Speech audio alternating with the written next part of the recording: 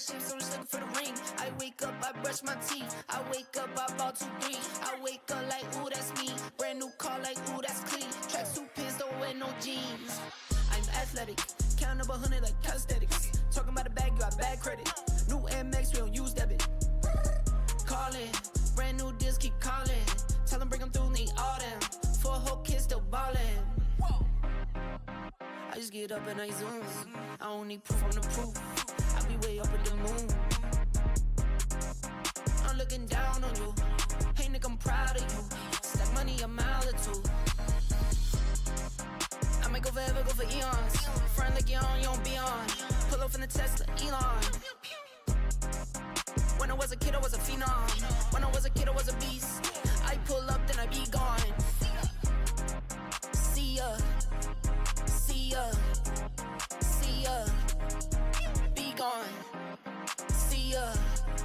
See ya. See ya. Be gone. I'm on a run and you better know. I'm in the know and you better know. I'm here to stay and you better know. I'm at the table, I never fold. I'm at the table, I'm up again. I'm at the table, I'm here to win. Don't cook a record, don't come again. Please, I just need what I need. I collect for my seeds. Would've thought my name Tree. I pick up then I leave. In my pocket I be. I don't like to be seen. I just get up and I zoom. I don't need proof on the proof. I be way up with the moon. I'm looking down on you. Hey nigga, I'm proud of you. Stack money a mile or two. I might go forever, go for eons. Front like you're on, you don't be on. Pull up in the Tesla, Elon. When I was a kid, I was a phenom. When I was a kid, I was a beast. I pull up, then I be gone. See ya. See ya. See ya. Be gone. See ya. See ya. See ya. Be gone.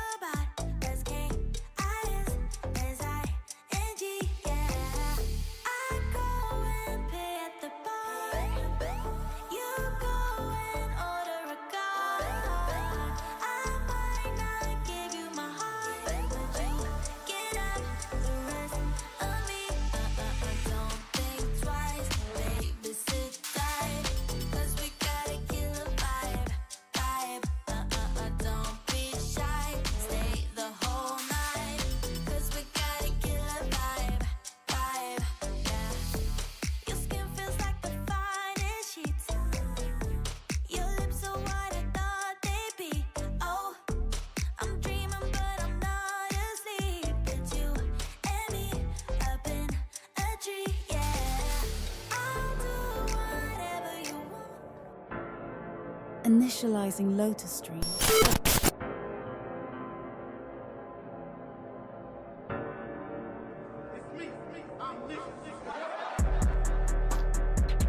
Scanning for Lotus squad members. All systems go. Welcome.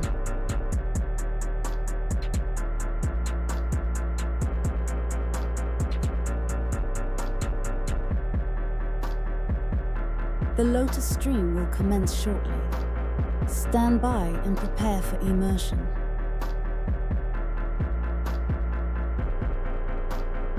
10, 9, 8, 7, 6, 5, 4, 3, 2,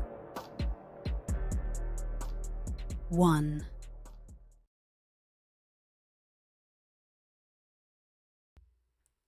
Y'all, I'm trying to figure out what's going on with my audio. I don't know if y'all could hear me. Let me know if y'all can hear me, because things are being a little weird right now with my audio. Let me see. Matter of fact, let me just check. Sorry, y'all. You can hear you? Okay, perfect. Okay. I was like, am I? Because, like, I can hear whatever y'all hear, and I ain't hear it. I'm like, am I going deaf? Is it me? All right, anyway, okay, let's start stream like we really starting, because what am I doing, y'all? First of all, let me cut on my song, because you know I am. We start stream. Because what? Hey, y'all. We lit. It's another live, and I missed you guys so much. Hey, we lit. We live. Y'all. Okay, today is I'm about to say Dookie, Lord. Doki Doki Literature Club. I did do plus, though, because I'm like, I don't know difference, y'all. I ain't never played the game. Right? Hey, hold up, y'all. Because I was going to say, hey. Anyway, y'all. Plus, this week also was technically my birthday week. My birthday is actually Thanksgiving Eve. So, I'm going to celebrate with y'all all week long except for Friday, because Friday's my son's birthday. So, I won't be streaming. But it's Mimi November. So, I'm so excited, y'all. But today is going to be, I think it's a hard game, right? I've never played Doki Doki, and I was told I should play it. It's kind of like, this game is crazy, so it's a good game. Okay. What? Hey, I'm sorry, that song be getting me. Y'all be wanting to see to just throw it. Hey, all right. Let me cut it off before I start sitting up here and actually dancing. I'm cutting this down. All right, bet. All right, yeah. We have fun. Anyway, hey Bakugo. Hey Rose. I know Rose, I haven't seen Rose in forever. Rose always comes when I do Danganronpa, which I was supposed to do last week, and I forgot what happened. No, I didn't do it. But I lost my voice. And I was so mad I lost my voice, because I only lost it because of my kids. It's kind of like Yandere Suicide Center? What the hell? Wait, what? Okay, I'm ready. I'm ready. Let me move this over here. Scoot you over here. Hold up. What you mean, Yandere Suicide Edition? Because I saw when I was downloading the game, it was saying, it suggested, what was it, Me-Side? And we played Me-Side, and Me-Side was so good. It took me for a loop with that one, but Me-Side was so good. So this gotta be good. Like, is it gonna be hard? Like, is it like puzzles and stuff? I'm sure it's a lot of reading. So I don't have water, but I do have soda. And then I also bought an energy drink from Taco Bell. Who knew they made energy drinks? But yeah. All right. Here we go, y'all. This better be good.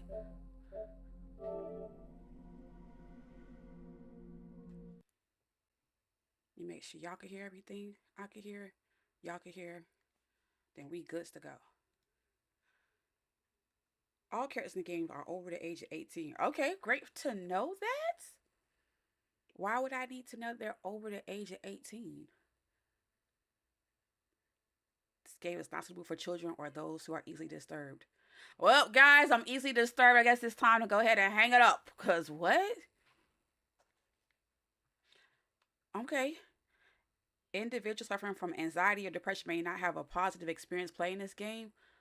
Okay, anybody with anxiety or depression don't need it. Would you like to review detailed content warnings? No, I don't want to be spoiled. If it gets too bad, we just gonna have to end stream. It's gonna just cut off instantly. Okay, I agree. This is making me nervous, because all of that stuff was not necessary at all. They keep saying that. I'm nervous. So this one is the plus version, I think, because I was like, it's on PlayStation, why not? And I think, is it supposed to be different into your name? Girl, it's gonna get bad. No, it can't. All right, Mimi, let's go. It better not get bad. I gotta read. All right, here we go. Hey. I see an annoying girl running towards me from a distance, waving her arms in the air like she's totally oblivious to any attention she might draw to herself. Oh yeah, I gotta fix that. I don't know why. I can't hear nothing. I hope y'all hear everything, but I can't. Alright. That girl is oh my god. Sayori?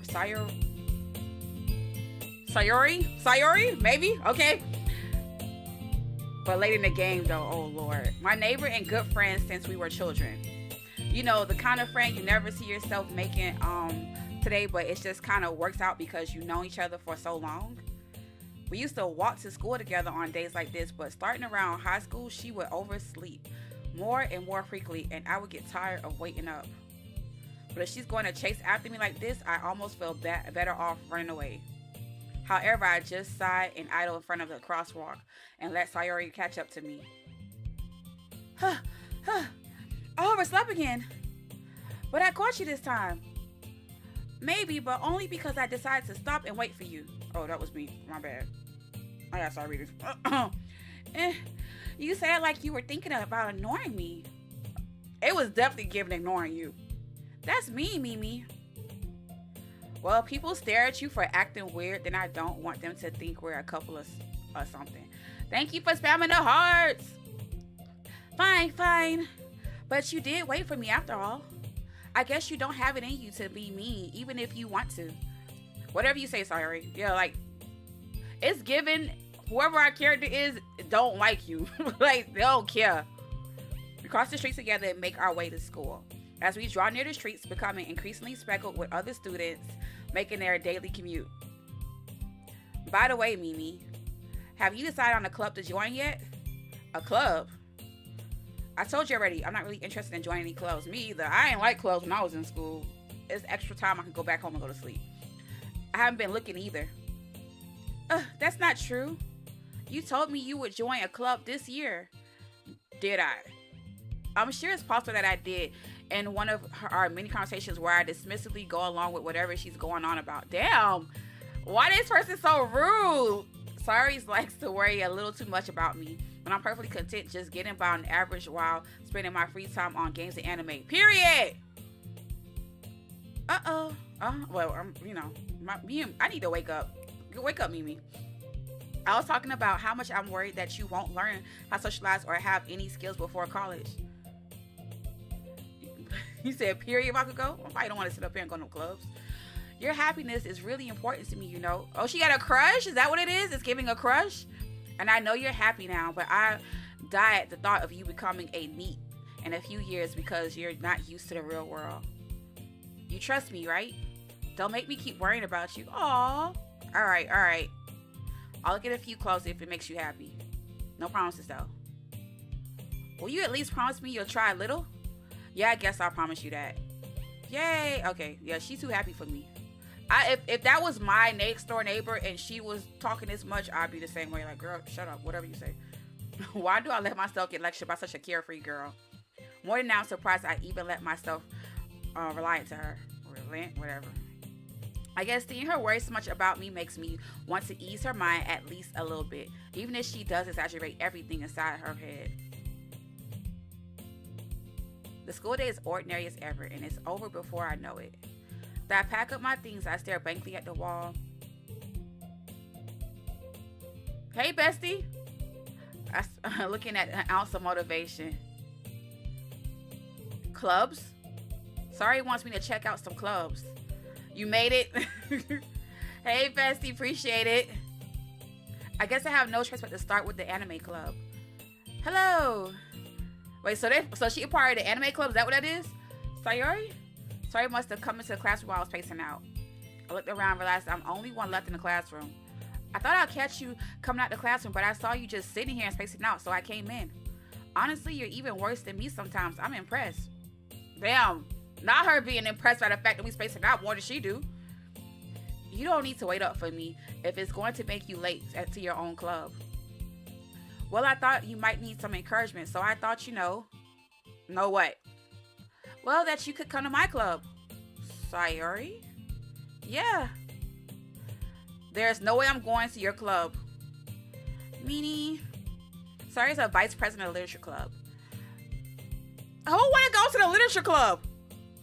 Not that I was ever aware that she had an intense interest in interest in literature. In fact, 99% sure she only did it because she thought it would be fun to help start a new club. What do you do in the literature club? Just read books? Like it's like a book club or something? She was just the first one to show interest after the one who proposed the club. She inherited the title vice president. That said, my interest in literature is guaranteed to be even less. Yeah, I'm going to the anime club. Period. Come on, please. No. Why do you care so much anyway? Well, I kind of told the club yesterday I would bring in a new member. Don't be promising something on me. And, oh my God, hey, Tommy. And, bro, I'm about to mess up somebody else's name, bro. Y'all gonna have to get on me. Natsuki, bro, messing up names. Made cupcakes and everything. Oh, I like cupcakes. She had me at cupcakes. Don't make promises you can't keep. I feel like this main character is speaking to me like we are one and the same. I can tell Sayori is really that much of an airhead, or is she so cunning as to have planned all this out? I let out a long sigh. Fine, I'll stop by for a cupcake, okay? Yes, let's go. This cupcake better be fire. Better not be chocolate cupcakes. I hate chocolate cupcakes. And thus today marks the day I sold my soul for a cupcake. Is crazy. I energetically follow Sayori across the school and upstairs, a section of the school I rarely visit. Sayori's full of energy, swinging open the classroom door. Everyone, the new member is here. I didn't say that. I said a cupcake. Exactly. I told you, don't call me a new member. And I glanced around the room. Welcome to the literature club. It's a pleasure meeting you. Okay, she's cute. I was like a purple hair girly. Sayori always says nice things about you. Damn, she bragging about us and we need Sayori's gonna join the club? Seriously, you bought a boy? Oh shit, I'm a boy. Damn. Way to kill the atmosphere. Don't be a hater, bro. Alright, I don't like her. She my least favorite now. Oh, you love my mic? Yes, this is my new mic. Girl, Monica crazy as fuck. She wants you to all of her stuff. Oh, you know what? Damn, I ain't think about that. It's 4 girls and I'm the only boy. Yeah, I see where this is going. Ah, Mimi, what a surprise.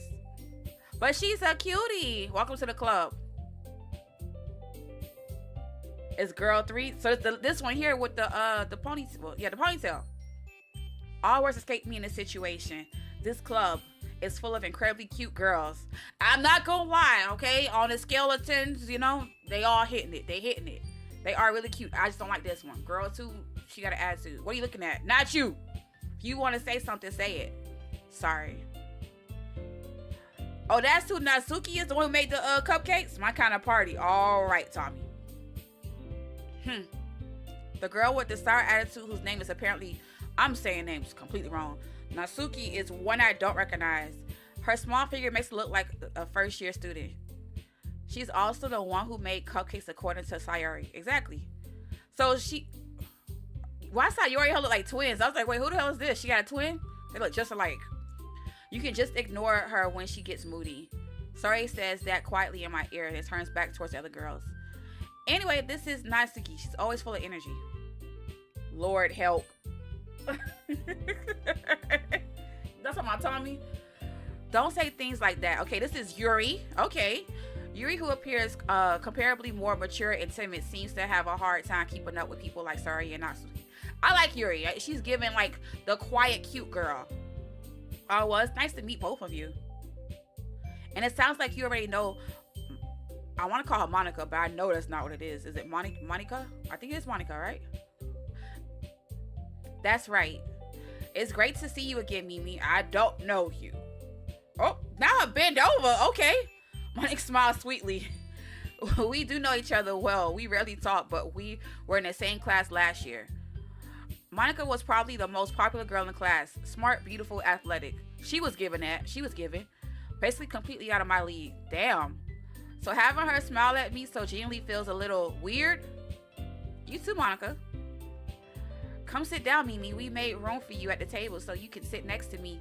Or do I have to choose? This is like a dating sim? I'll get the cupcakes. Hey, I made them. I'll get them. Oh. Sorry, I got a little too excited. Then how about I make some tea as well? Damn, we having a party. The girls have a few desks arranged to form a table. As already mentioned, it's been whitened, so there is one space next to Monica and one space next to Sayori. Natsuki and Yuri walk over to the corner of the room where Natsuki grabs a wrapped tray and Yuri opens the closet. Still feeling awkward, take a seat next to Sayori. Okay, I didn't have to pick because I was like, I don't know who to pick. Natsuki proudly marches back to table, tray in hand. Okay, are you ready? Ta-da! Ooh. Natsuki lifts the foil off the tray to reveal a dozen white, fluffy cupcakes decorated to look like little cats. Ooh, that sounds cute. I'm about to say if it was chocolate cupcakes, I wasn't gonna eat this. I was gonna be mad as hell. The whiskers are drawn with icing and a little piece of chocolate were used to make ears. So cute. I had no idea you were so good at baking, Natsuki. Ew, well, just hurry and take one. Damn, like she one of them girls who like she don't want you to compliment her. She don't like to like she wants compliments, but she don't want you to know she like it. I'm kind of okay. She may not be the one I don't like. We'll see. Sorry grabs one first, and then Monica I follow. It's delicious. Sorry talks with her mouth full. Oh, it has a range. Already managed to get icing on her face. Okay, no, girl, no, ew. I turn the cupcake around in my fingers, looking for the best angle to take a bite. Natsuki is quiet. Oh, she's watching if we like it. I can't help but notice her sneaking glances in my directions. Is she waiting for me to take a bite? I finally bite down. The icing is sweet and full of flavor. I wonder if she made it herself. This is really good. Thank you, Natsuki. Why are you thanking me? It's not like haven't I heard this somewhere before? Made them for you or anything? Look at that. It's giving such an anime. I thought you technically did. Sorry, said. Well, maybe. But not for you. No, you dummy. Alright. Yep, she's giving such an anime character right now. I gave up Natsuki's weird logic and dismissed the conversation. Yuri returns to the table carrying a tea set. She carefully places a teacup in front of each of us before setting down a teapot next to the cupcake tray. You keep a whole tea set in this classroom. Wait, damn, look at me like doing the wrong voices. Don't worry, the teacher gave us permission. After all, doesn't a hot cup of tea help you enjoy a good book? So they really be reading books like a book club. I guess. Hold on, y'all. Don't let yourself get intimidated. Yuri's just trying to impress you. Damn. Don't blow her shit like that, bro. Like, damn. Let her be like, slightly like trying to hint at a flirt. That's not... Insulted, Yuri looks away. I mean, I believe you. Well, tea and reading might not be a pastime for me, but I at least enjoy tea. I'm glad. Yuri faintly smiles to herself in relief. Then they all crushing like we must be a baddie. Monk raises an eyebrow and smiles at me. So, what made you consider literature club? I didn't. I was afraid to answer this question. Something tells me I shouldn't tell Monica that I was practically dragged here by Sari. Well, I haven't joined any clubs yet, and Sari seemed really happy here, so that's okay. Don't be embarrassed. We'll make sure you feel right at home, okay? This is gonna give some kind of a harem shit, isn't it? Like, they will be the harem. I can feel it. As president of the literature club, it's my duty to make the club fun and exciting for everyone. Monica, I'm surprised. How come you decided to start your own club? You could probably be a board member of any of the major clubs. Weren't you a leader of the debate club last year? Look, she keep poking it out now. Well, to be honest, I can't stand all the politics around the major clubs. It feels like nothing but arguing about the budget and publicity and how to prepare for events. I'd much rather take something I personally enjoy and make something special out of it. And if I encourage others to get into literature, then I'm fulfilling that dream. Monique really is a great leader. Yuri also nods in agreement. Then I'm surprised there aren't more people in this club yet. Who wants to read books? I'm sorry, if I'm gonna read books, I can read a book at home. I'm not gonna stay after school and do it. It must be hard to start a new club. You could put it that way. Not many people are very interested in putting out all the effort to start something brand new, especially when it's something that doesn't grab your attention like literature. You have to work hard to convince people that you're both fun and worthwhile. but it makes school events like the festival that much more important. I'm confident that we can all really grow this club before we graduate. Right, everyone? Yeah! We'll do our best. You know it! Everyone enthusiastically agrees. Such different girls aren't interested in the same goal. This is such a weird ass club. Monica must have worked really hard to find these three. Maybe that's why they're all so delighted by the idea of a new member joining. Though I still don't really know if I can keep up with their level of enthusiasm about literature. So Mimi, what kind of things do you like to read? Well, consider how little I've read these past few years. I don't really have a good way of answering that. Manga. Period. I always say the same thing. I was like, we're supposed to be in the anime club. Why are we here? I muttered quite to myself, half joking. Natsuki's head suddenly perks up. It's like she wants to say something, but she keeps quiet. Not much of a reader, I guess. Well, that can change. Are they flirting? What am I saying? I spoke without thinking after seeing Yuri's sad smile. Anyway, what about you, Yuri? Well, let's see. Yuri traces the rim of her teacup with her fingers. Yeah, they flirting. My favorites are usually novels that build deep and complex fantasy worlds. The level of creativity and craftsmanship behind them is amazing to me. And telling a good story is such a foreign world is equally impressive. Yuri goes on, clearly passionate about her readings. She seems so reserved and timid since the moment I walked in, but it's obvious by the way her eyes light up that she finds her comfort in the world of books, not people. But you know, I like a lot of things. Stories with deep psychological elements usually immerse me as well. Isn't it amazing how a writer can so deliberately take advantage of your own lack of imagination to completely throw you for a loop? Anyway, I've been reading a lot of horror lately. Bad! Okay, hold up now. Well, she said psychological. I was like, should she be psychological horror? Is it giving scary? I read a horror book once. Yo, I used to be into freaking the Goosebumps books. Oh my gosh, the letter Goosebumps books. Goosebumps, oh my gosh. And then the ones that they had where you had to pick, like, if you do this, what happens? You gotta flip to the pages and get to that page to see what happened because of the choice you made. I used to love those. I desperately grasp something I can relate to at a minimal level. At this rate, Yuri might as well be having a conversation with a rock. Really? I wouldn't expect that, Yuri. Damn, like, can we have a conversation? Or someone as gentle as you? I guess you could say that. But if a story makes me think or takes me to another world, then I really can't put it down. Surreal horror is often very successful at changing the way you look at the world. If only for a brief moment. Y'all, this one might be a little, I don't know. The way she's saying that, I don't know. Ugh, I hate horror. Well, damn. Oh, why is that? Well, Nasty's eyes dart over to me for a split second. Never mind.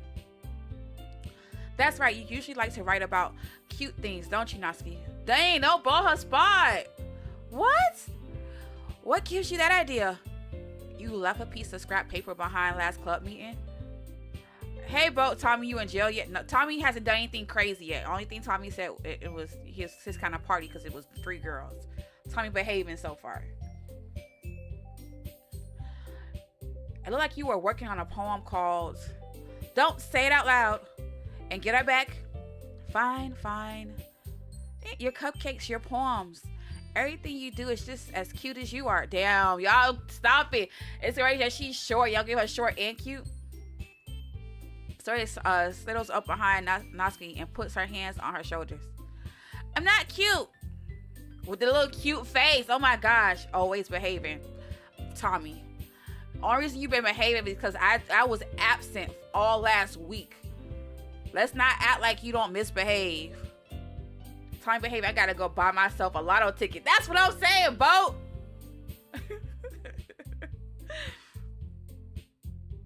Well, I guess sometimes. Why do you care? I think that's impressive. Why are you flirting with everybody? Damn. Pick one. Why don't you share them sometime? No. Natsuki averts her eyes. You wouldn't like them. And not a very confident writer yet. I understand how Natsuki feels. Sharing a level of writing takes more than just confidence. The truest form of writing is writing to oneself. You must be willing to open up to your readers, exposing your vulnerabilities and showing even the deepest reaches of your heart. Do you have writing experience too, Yuri? Maybe if you share some of your work, you can set an example and help Natsuki feel comfortable enough to share hers. Okay, so far, like, she's always giving class president, and I'm gonna be over her. So I know Monica, I don't like her. I already know it. So far, I like Yuri and I'm trying to say the girl name wrong over and over again.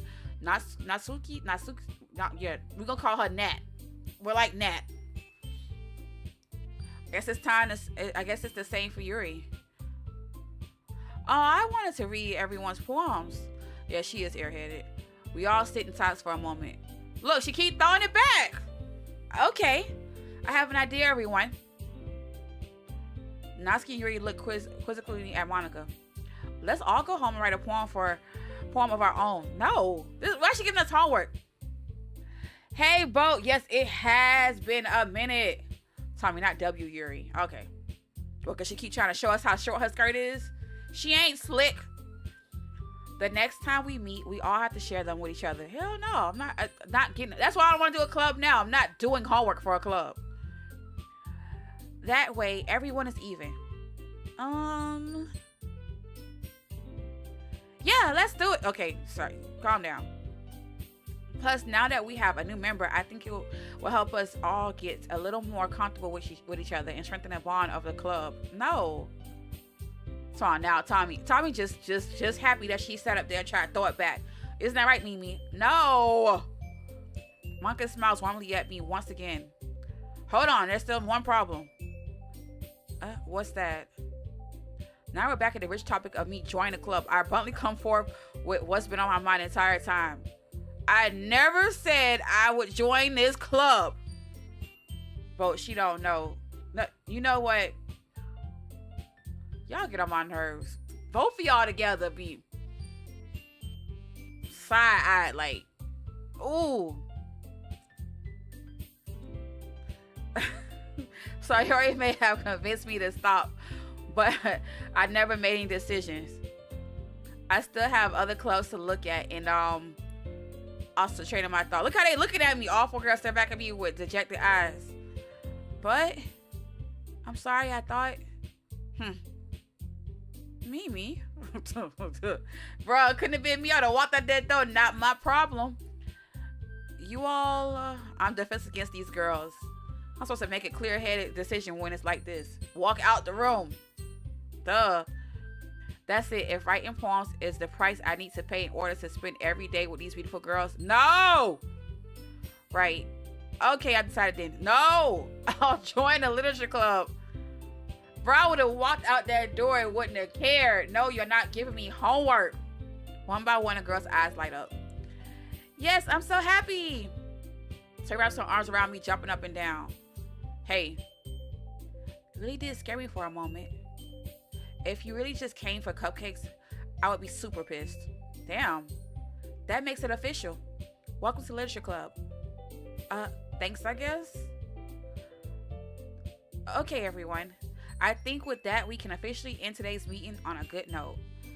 Everyone remember tonight's assignment. That's crazy. I have a fucking assignment for a damn club I didn't want to join.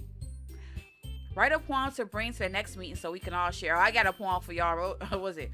Roses are red, violets are blue. I hate this. I might hate you too. I think that's a pretty dope ass poem. I might have had that. I'm quite culturable. Okay, Tommy. Monet looks over at me once more. Mimi, I look forward to seeing how you express yourself. So look, she keep popping it out there. Yeah. I feel like our character does not really care for Monica. Maybe the other three, but Monica is like, I don't know. Can I really impress the class star Monica with my mediocre writing skills? A poem, Mimi. Oh, you see that, right? Like, he had a dab on now. I already feel anxiety welling up inside me. Meanwhile, the girls continue to chit-chat at Yuri and Natsuki clean up their food.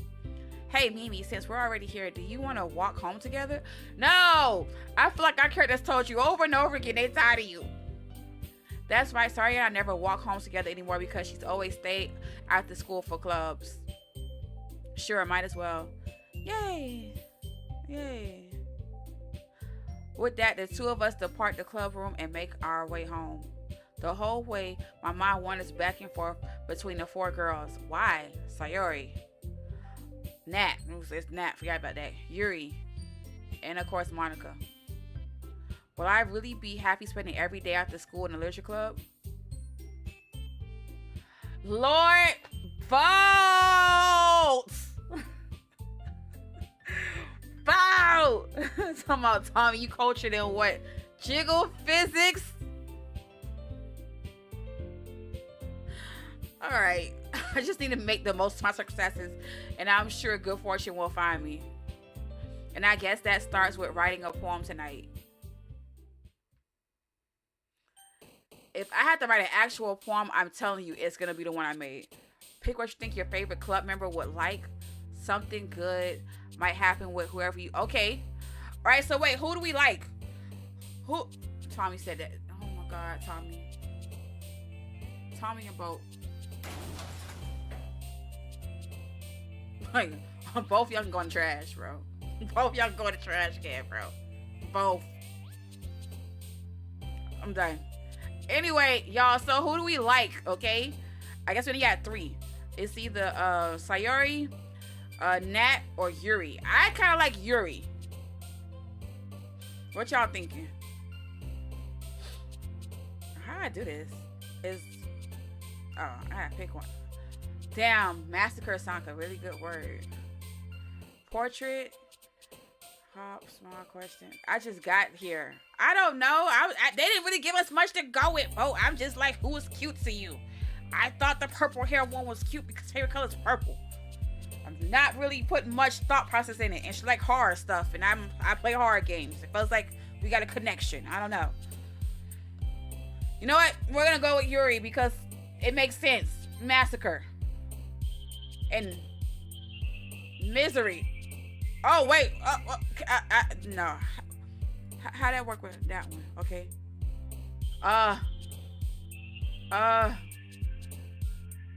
Why you put me in jail so quick? Because y'all a mess. Y'all get on my nerves. Adventure. Okay, shit. It's the wrong one. It's the wrong one. Okay, I do not want that one. What else did I put? She said, okay, fantasy. Fantasy. What the hell? I can't win with this. Horror. Horror has to work. Finally. Okay. Death. God damn it! Free me at last. You know what? I got you. Don't worry about it. I'll freeze y'all, but you go back and at y'all real quick. It's a flick of a button. I don't even know which one to put. Existence? Okay, look. Contamination? Yes, okay. Tragedy, I feel like that's gonna be her. Rav? Yes, okay. I might be good at this now, y'all. Fuck, I don't know. Uncanny? Hey! Pain is not it. Graveyard. I'm getting it. I have no idea. Awesome. Fuck. Kawaii is this one. Okay. Miss Fort. Nope, she gonna like that. What is Doki Doki? What does that mean? Fuck. Okay. I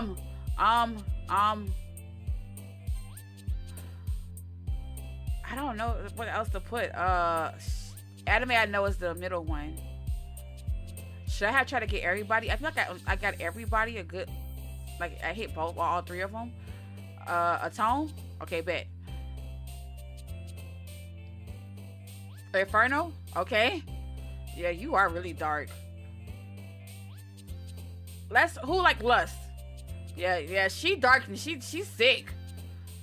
What else? Frightening. Okay.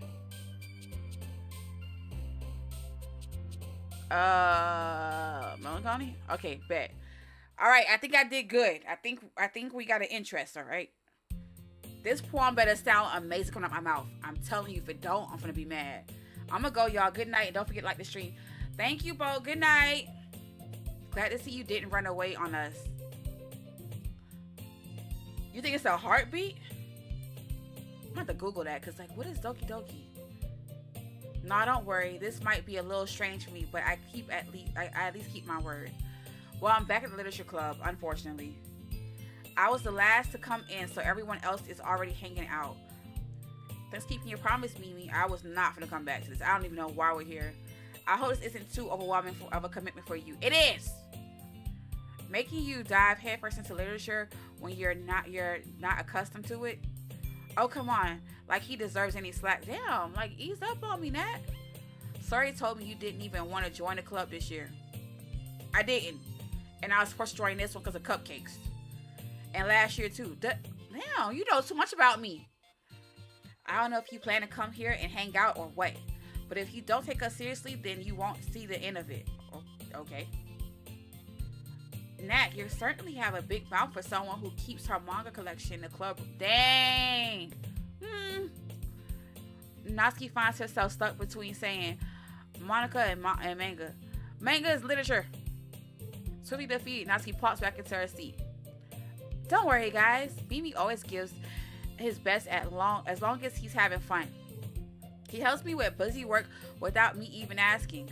Like cooking, cleaning my room. Why am I cleaning her room? How dependable. Sorry, that's because your room is so messy it's distracting. And you almost set your house on fire?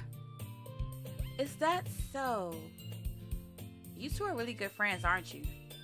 I might be a little jealous. Excuse me? How come you and Mimi can become good friends too? Sayori. As usual, Sayori seems oblivious to the weird situation she just put me into. Oh, Yuri even bought you something today, you know? Wait, Sayori? Me? Not really. Don't be shy. It's really nothing. What is it? Never mind. Sayori made it sound like a big deal when it's really not. What do I do? I'm sorry, Yuri. I wasn't thinking. I guess it means it's up to me to rescue the situation. Hey, don't worry about it. First of all, I wasn't expecting anything in the first place.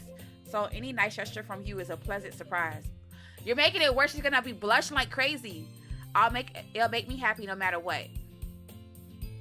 Is that so? Yeah, I won't make a big deal if you don't want it to be. Alright, well, here. He reaches into her bag and pulls out a book. She gave me a book. I didn't want you to feel left out, so I picked out a book that I thought you might enjoy. It's a short read, so it should keep your attention, even if you don't usually read.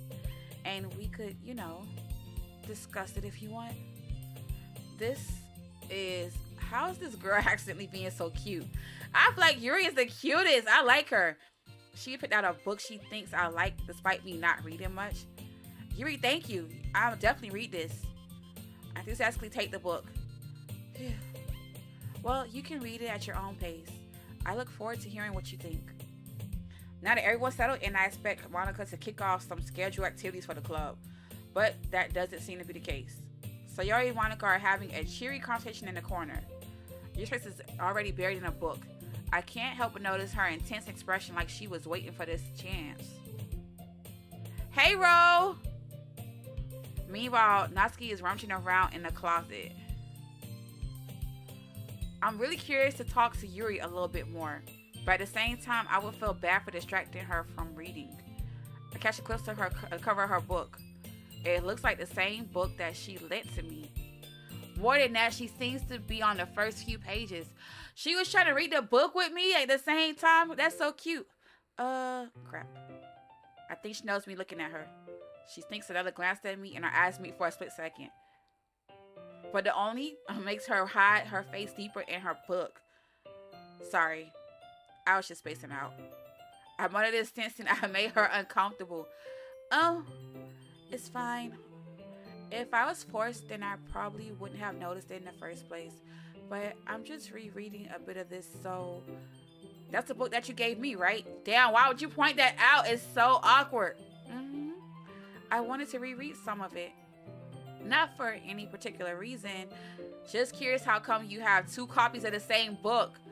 Uh, well, I stopped at the bookstore yesterday. Damn, she bought a book so we can read the book. Like, this is so cute.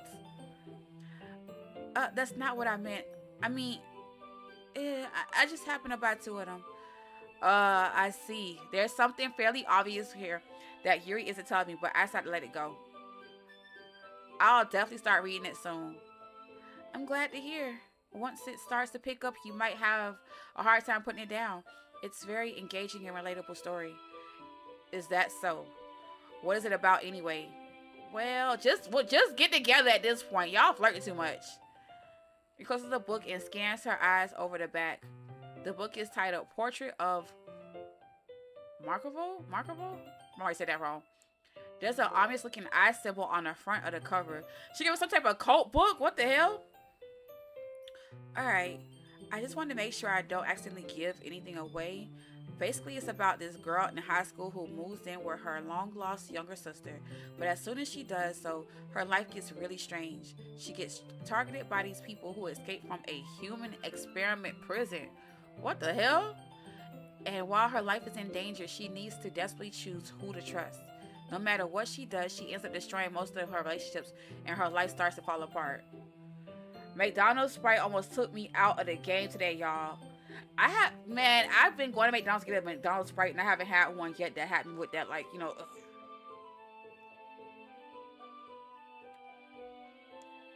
Ooh. Hey, it's really been 8 years since Doki Doki came out. Damn, I feel old and now you turned 34 last week. Well, happy belated birthday, Katie. I've never played this game. I didn't even know it was 8 years old. I thought it was like it came out 2 years ago or something. Okay. That's kind of dark. Like, yeah. Yuri made it sound like it was going to be a nice story, so that dark turn came from nowhere. Yuri gently giggles all of a sudden. She's nervous. Are you not a fan of that sort of thing, Mimi? No, it's not that. I mean, I can definitely enjoy those kinds of stories, so don't worry. I hope so. Yeah, I totally forgot that Yuri's into those things. She's so shy and reclusive on the outside, but her mind seems to be completely different. Yeah, I told you, something up there is just dark and tormented. It's just that those kind of stories, they challenge you to look at life from a strange new perspective. I don't know what perspective I'm looking at from somebody like literally going crazy because their life is crumbling in front of them, but okay. Yeah, the visual novel is quite a meta horror, actually. That's what everybody was saying. I want to see because it's like it's a crazy horror game. I don't think in the sense of like horror, but I know it's horror. When horrible things happen, not just because someone wants to be evil, but because they have their own goals or their own philosophy that they believe in, then suddenly when you thought you related to the protagonist, they're made out to be the naive one for letting their one-sided morals interfere with the villain's plans.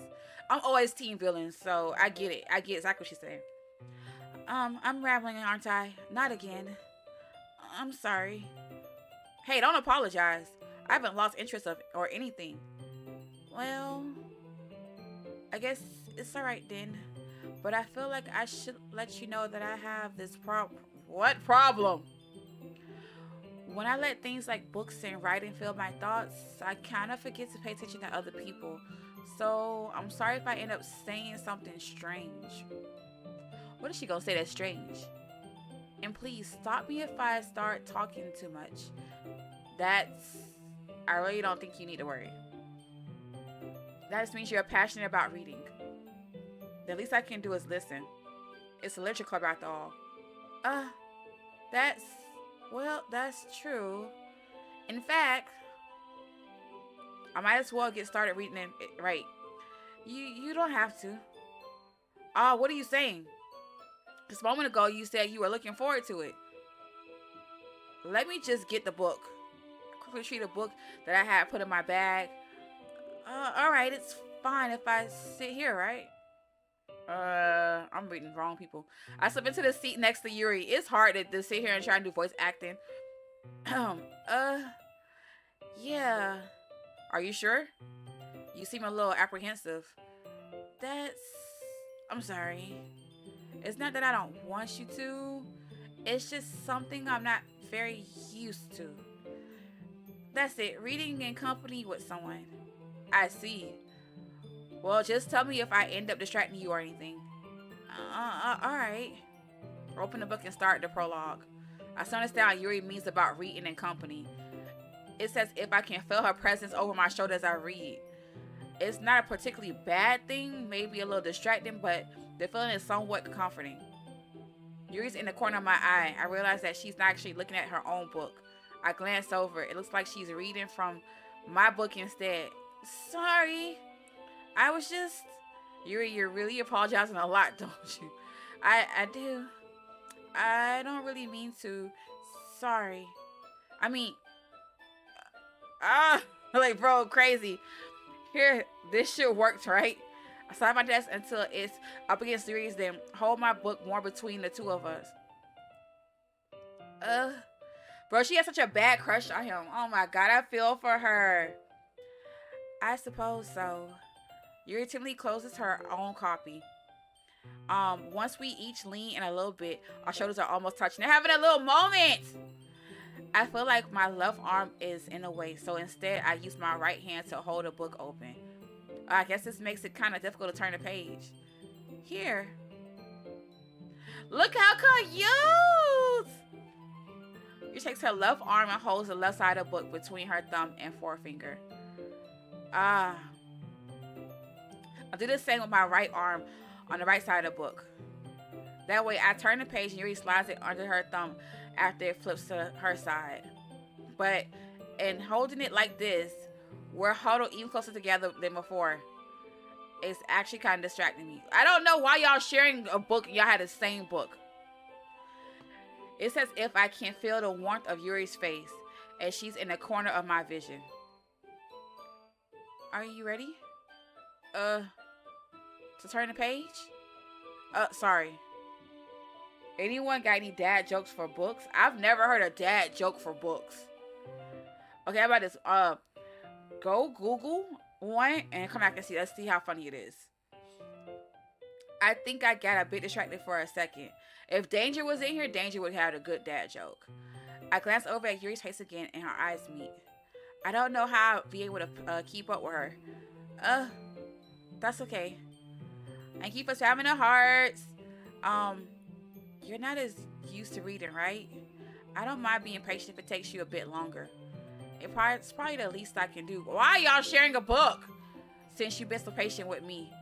Yeah, thanks. We continue reading. Yuri no longer asks me if I'm ready to turn the page. Instead, I just assume that she finished the page before me, so I turn it by my own violation. We continue the first chapter in silence. Even so, turning each page almost feels like an intimate exchange. My thumb's gently letting go of the page, letting it flutter over to her side as she catches it with her own thumb. This is crazy. Here's a bad joke I heard from a gang grumps years back. What do you call a green bike without wheels? A green bike without wheels. I don't know. Okay, what is it? A green bike without wheels. Yeah, I don't know. Grass. A lot about the bike. Bro, I feel like it's so easy to make me laugh. That's crazy. Hey, Yuri. This might be a silly thought, but the main character kind of reminds me of you a little bit. What? You think so? How does she... Well, I guess she's more blunt in a lot of ways, but she also second-guesses all of the things that she says and does. Like she's afraid she'll do something wrong. It's not like I can see into your head or anything, but they're kind of reminiscent of some of your mannerisms.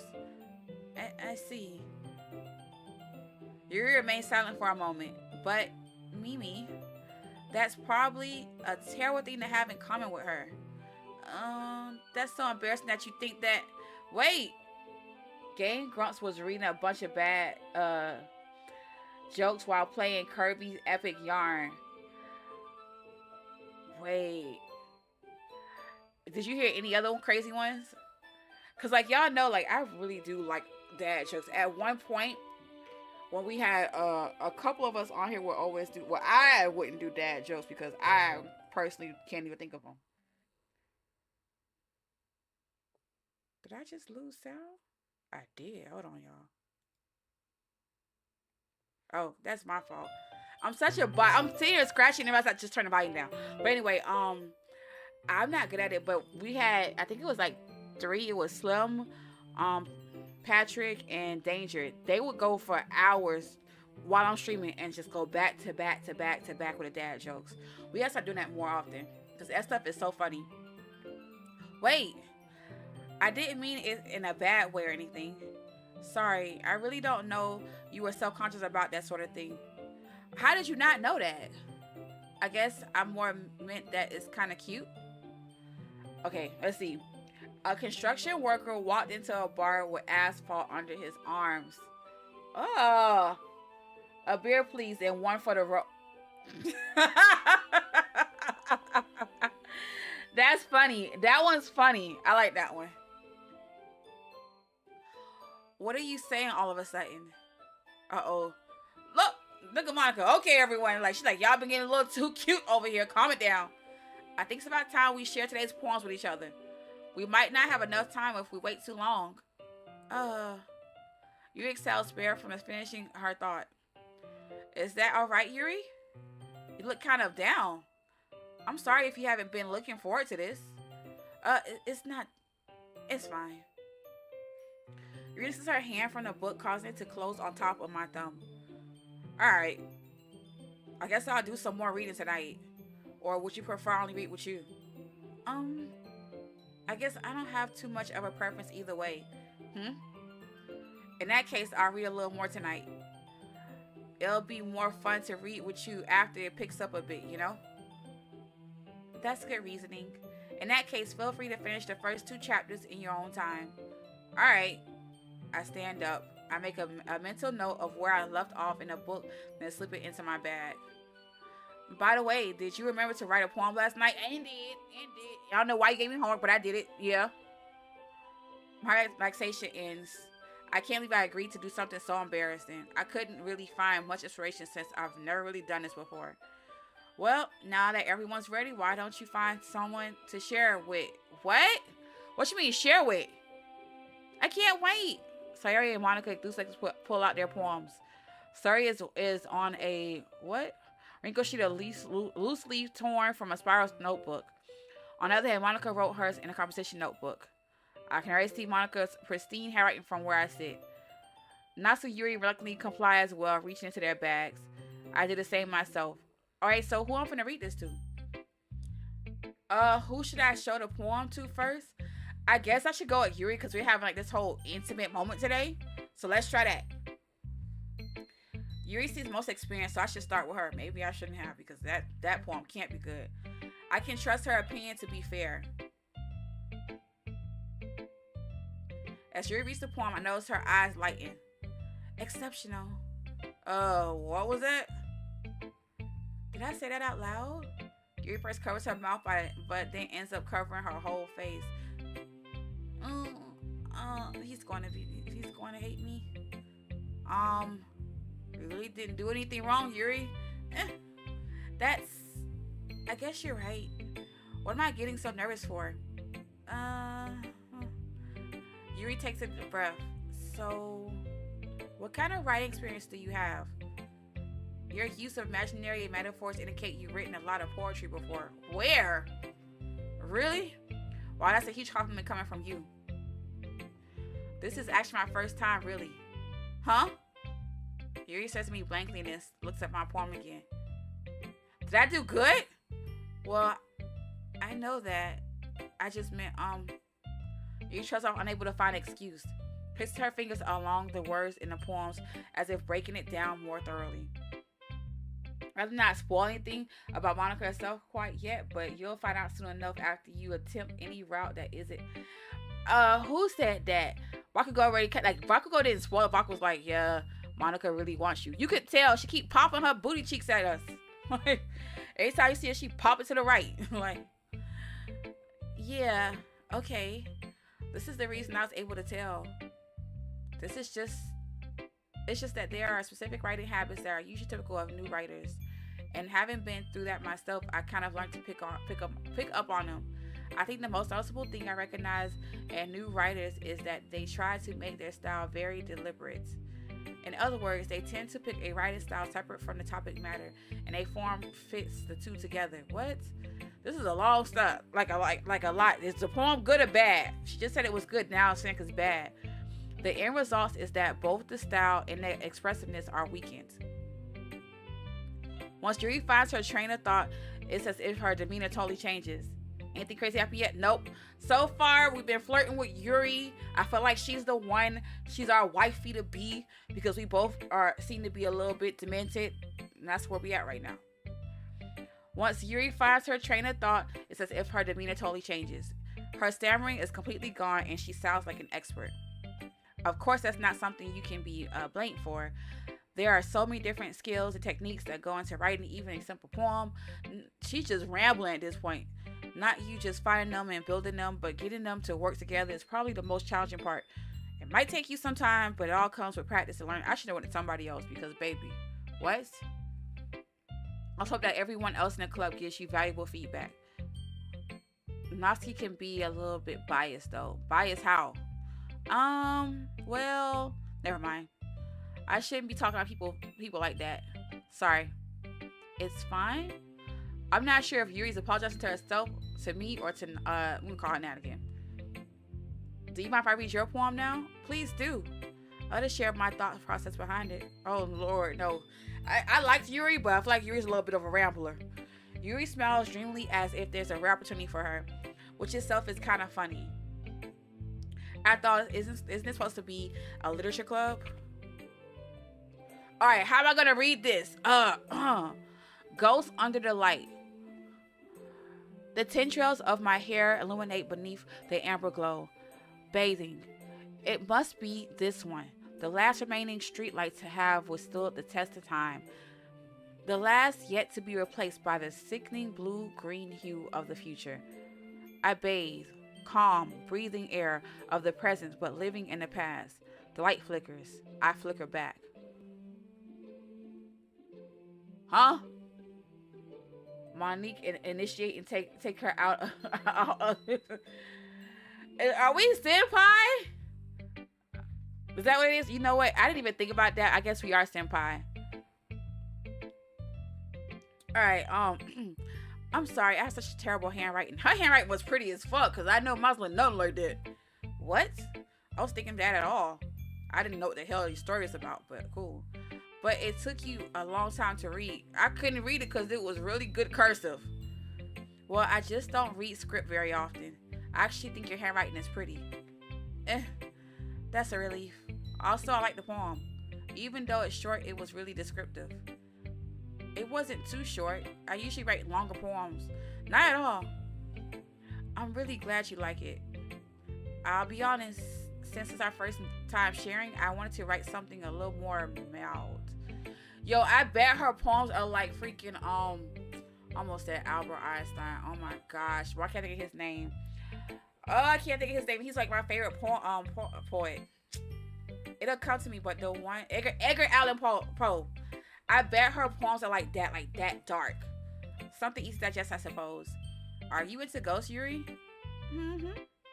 Actually, the story isn't about a ghost at all, Mimi. So what's it about, really? I must have some point. That's what I was saying. Well, suppose you did only glance over it after all. But remember the poem, the poet often expresses their own thoughts, feelings, and experience in their work. They usually do more than tell a simple story or paint a picture. In this case, perhaps the subject of the poem is only being symbolically compared to a ghost. Lingering in her last remaining place of comfort, unable to let go of the past, and soon to be left with nothing. What? I didn't get that at all from that poem. That's a lot more soul in putting it that way. I hadn't even thought of it. That's impressive. It's not really. Yours was impressive too. I want to know what I wrote because I picked a bunch of random ass words and don't even know how that went together. Nah, if anything, I could probably learn a thing or two from you. You think so? Yeah, of course. You know, I was really nervous about doing all of this, but in the end, I enjoyed it. I'm going to keep doing my best for you, Mimi. What? Excuse me? Me too? Are they in a relationship? Did we miss the relationship part of this? Okay. So the next person to show the poem to, I feel like I want to show, I guess I should do Nat, but let's play with Monica because we haven't really said too much words with Monica. I feel like our character not really fucking with her, but let's just see how she reacts when I show it to her. Let's get a feel because y'all talking she crazy. She ready to give a crazy vibes. Hi, Mimi. Having a good time so far? Yeah. Good. Glad to hear it. Yes, she come on kind of fake, y'all. By the way, since you're new and everything, if you ever have any suggestions for club, like new activities or things we can do better. So you're dogging Yuri, you doing Yuri first, the end of Sayori. Really? I don't know. Okay, so when it came to Sayori, right? I was like, Sayori was kind of like too happy for me. So I went with like what felt right. But now that you said that, I kind of want to do Sayori's ending. So we'll see. Okay, we'll see who the vibe is giving in a second. Well, that's what we'll do. We'll see how the vibe goes. If you ever have any suggestions for the club, like new activities or things we can do better, I'm always listening. Don't be afraid to bring things up, okay? All right, I'll keep that in mind. Of course, I'll be afraid to bring things up. Of course. I'm much better off just going with the flow until I'm more settled in. Anyway, want to share a poem with me? I'll take that back. I don't want to. It's kind of embarrassing, but I guess I have to. Look, there she go, popping it again. Don't worry, Mimi. We're all a little embarrassed today, you know? But it's that sort of barrier that we'll all learn to get past soon. Yeah, that's true. I had money in my purse. On my porch. Someone got a poem. Great job, Mimi. I was going, ooh, in my head while reading it. It's really metaphorical. I'm not sure why, but I didn't expect you to go for something so deep. I guess I underestimated you.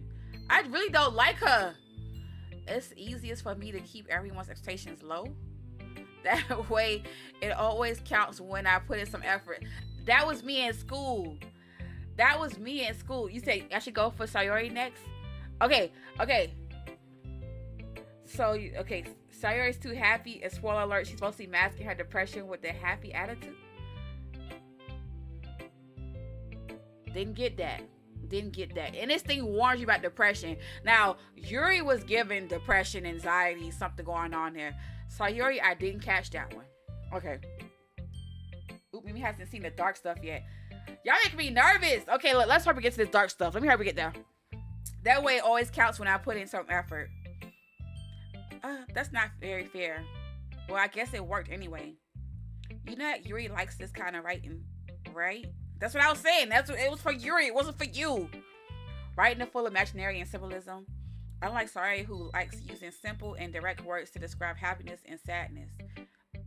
You know what? Now I think about it, when we picking up words, like some of those sad words I thought was gonna go for Yuri, actually went with Sayori. So now, okay, I'm getting it. You like it when readers are left to derive their own meanings out of it. It's very challenging to write like that efficiently. Both allow people to get something out of it just by feel, or letting them deeply analyze all of the nuances. It can take years of practice, which I'm assuming Yuri has at this point. I've never really asked though. Oh yes, that meta dark stuff where each one gets. That's crazy. Okay. No spoilers. Okay, let me go. Like, it's my first time playing this, y'all. I never played this, so no spoilers. But that's interesting. All right. Okay. Let's do this. Don't worry so much about that. You do your own thing. Just keep exploring and learning. I like, she's so Where's her personality? Like, what are we getting from her? I'm sure I end up trying different things a lot. Okay, no spoil. Okay. I could take a while before I feel comfortable doing this. That's okay. I love to see you try new things. Y'all, like, for real, is it me or she really don't have personality? That's the best way to find the kind of style that suits you. She gets class president all the time. Everyone else might be a little bit biased towards their own kinds of styles, but I always help you find what suits you the most. So don't force yourself to write the way everyone else wants you to write. It's not like you have to worry about impressing them or anything. Oh, you hear that? You hear that? And then she pop her booty out. Anyway, do you want to read my poem now? Not really. Don't worry, I'm not very good. You sound pretty confident for someone who claims to not be very good. Well, that's because I have to sound confident. Oh, that doesn't mean I always feel that way, you know? I see. Well, let's read it then. Okay, let's see hers. Hole in wall. Okay, that sounds crazy. It couldn't have been me. See the direction the speckle protrudes? A noisy neighbor and an angry boyfriend. I'll never know I wasn't home. I peer inside for a clue. No, I can't see. I reel blind like a film left out in the sun, but it's too late. My retinas already scorched with a permanent copy of the meaningless image. It's just a little hole. It wasn't too bright. It was too deep, stretching forever into everything. A hole of infinite choices. What? I realized now that I wasn't looking in. I was looking out, and he on the other side was looking in. What the hell is this?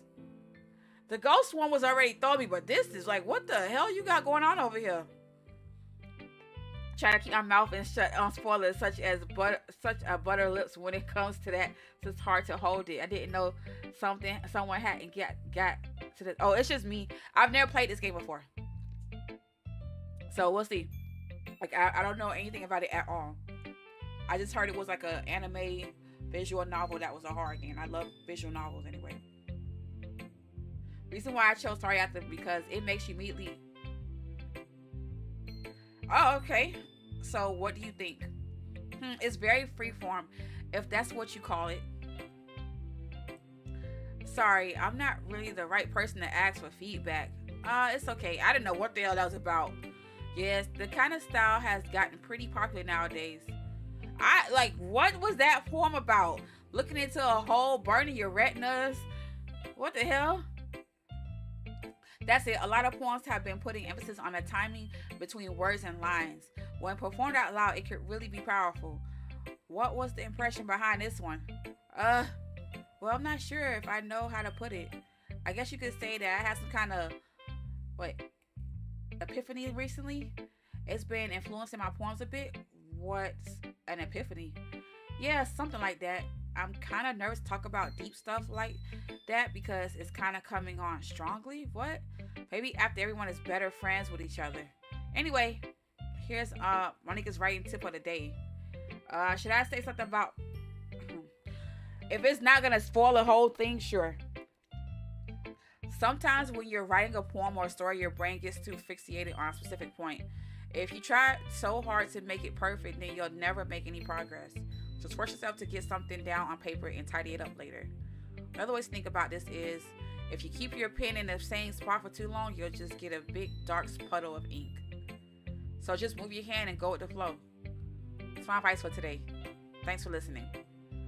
Okay, that was her TED Talk. At least I think it does. It's been so long since I played. Oh, wait, we gotta do everybody? All right, let's talk to Sayori, because she's like our neighborhood best friend and whatever, right? Okay, can you tell me what my poem is about? I just want to know what my poem is about because I haven't seen my poem.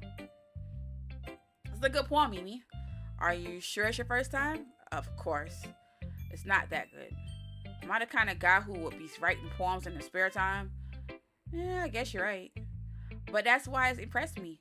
Well, to be honest, I was afraid that you wouldn't do it seriously. Oh, Lord. Or that you wouldn't write one at all.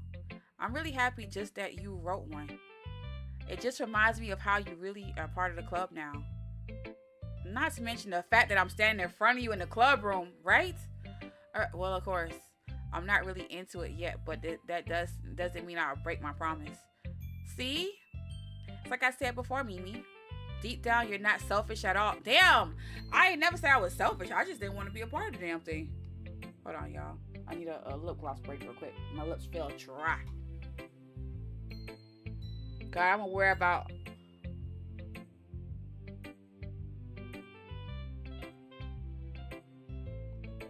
I don't know how long each one's gonna be, so like I'm hoping we can get to a good part before I tap out, because you know all this reading make your mouth dry. Deep down, you're not selfish at all, you know. Trying new things like this for other people, that's something that only really good people do. Thanks, Sayori. I'm not sure Sayori sees the full picture of my motive here. Then again, dang, so you only here to try to get a girl phone number is crazy. I can't think that she's part of the reason I joined. Know how much this means to her and all? Yeah. And I'm gonna make sure you have lots of fun here, okay? That would be my way of thanking you. Alright, I'm gonna hold you to that then. Yay!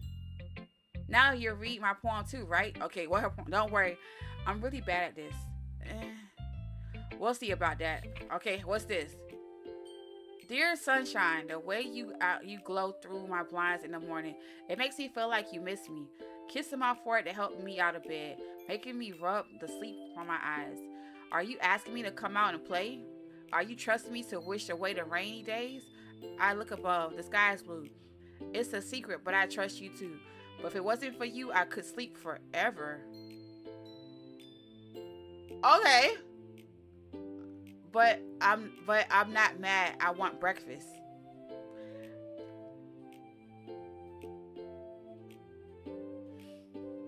Okay. It was cute at the top.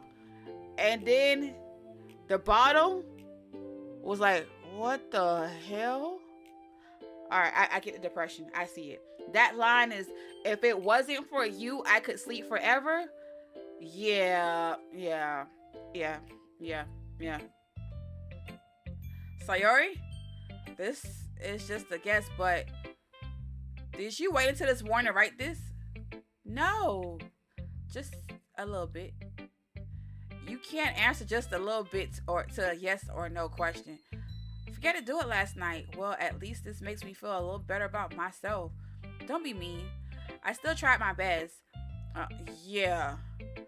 I didn't mean to say that it was a bad poem. It came out nice, or how should I put it? Yeah, sometimes depression isn't always visible on the surface. True. Really? Yeah.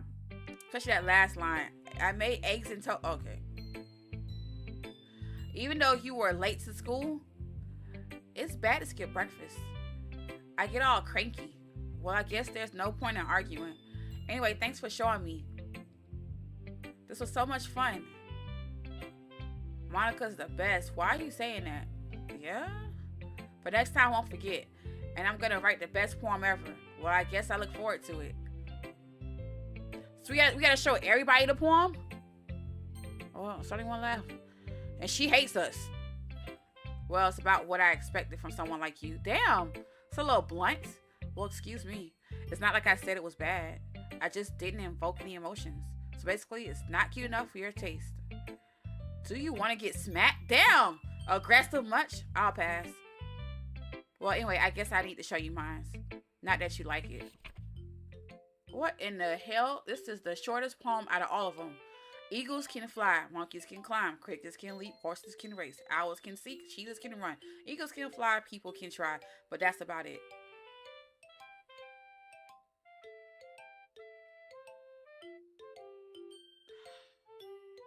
Out of all the poems, I feel like hers was the worst. It rhymed though, but what the hell? Yeah. I told you that you weren't gonna like it at all. I like it. You're lying. You're lying because I didn't like it. That was what the heck? What? Just be honest. I am. Why are you so convinced that I wouldn't like it? Well, because everyone in high school thinks that writing has to be all sophisticated and stuff. So people don't even take my writing seriously. But isn't that the point of poems, for people to express themselves? Your writing style wouldn't make make your message any less valid. That poem was terrible. Yes, exactly. I like when it's easy to read, but it hits you hard. Where did it hit? The word that I guess the hard part was people can try. Like, what the hell? Like in this poem, seeing everyone around you do great things could be really disheartening. So I decided to write about it. Okay, I mean, she explained it that way. I get it. Yeah, I understand. But another nice thing about simple writing is that it puts more weight on the wordplay. Like, I set up for a rhyme at the end, but then made it fall flat on purpose. It helps bring out the feelings in the last line. So you did. I guess more went into it than I realized. That's what it makes me a pro. What? How? I'm glad you learned something. Did expect that from the youngest one here, did you? Yeah, I guess not. Decided to humor her with the last comment. I don't really care how old everyone is, but Natsuki is feeling proud, then I won't take that away from her. Alright, so we're done.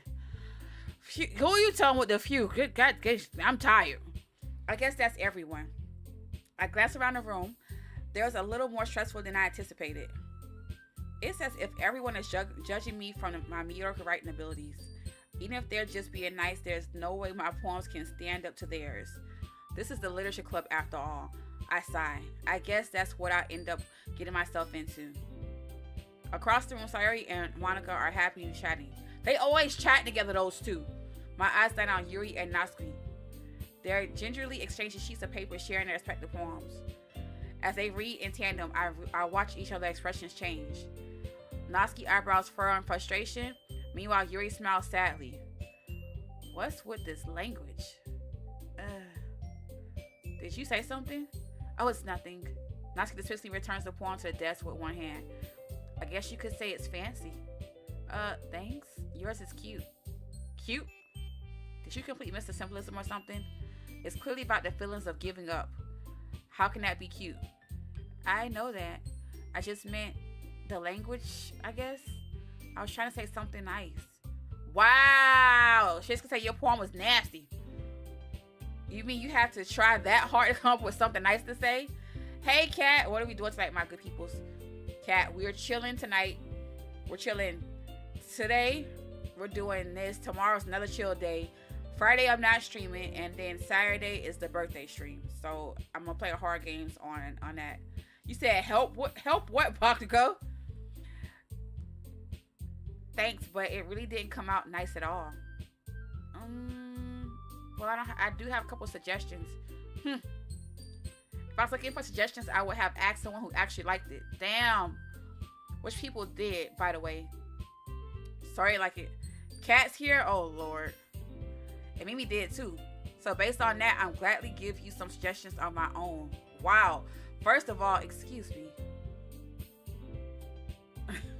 I appreciate the offer, but I spent a long time establishing my writing style. Matter of fact, hold up. Before I continue, Kat, that freaking comment on the post when I said I lost my voice, I was crackling so hard, bro. If I could scream, I would have screamed. That had me cracking up. I was like, there's no way Kat put this shit on my fucking post.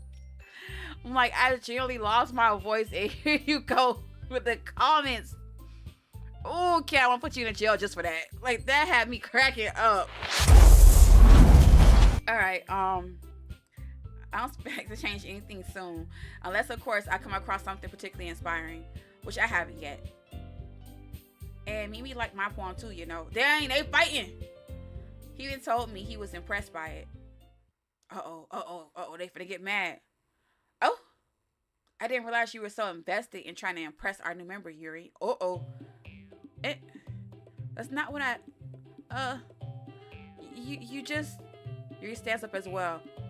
Maybe you're jealous that Mimi appreciates my advice more than he appreciated yours. Oh, you try to sugarcoat his criticism on Natsuki, but man, Natsuki needs to be yanked back like a chihuahua. You just saw the comment? Yeah. If you haven't seen that comment yet, once you read it, you be cracking up like there's no way that Kat wrote that on my post. And how do you know he didn't appreciate my advice more? Are you that full of yourself? No. If I was full of myself, I would deliberately go out of my way to make everything I do overly cutesy. Dang, look at the comeback. Is everyone okay? Well, you know what? I was the one whose boobs magically grew a size bigger as soon as Mimi started showing up. She said she patting her bra. Nasty. Nasty, that's a little... This doesn't involve you. Uh-oh. I don't like fighting, guys. Suddenly both girls turned towards me as if you just noticed I was standing there. Mimi, she's just trying to make me look bad. That's not true. She started it.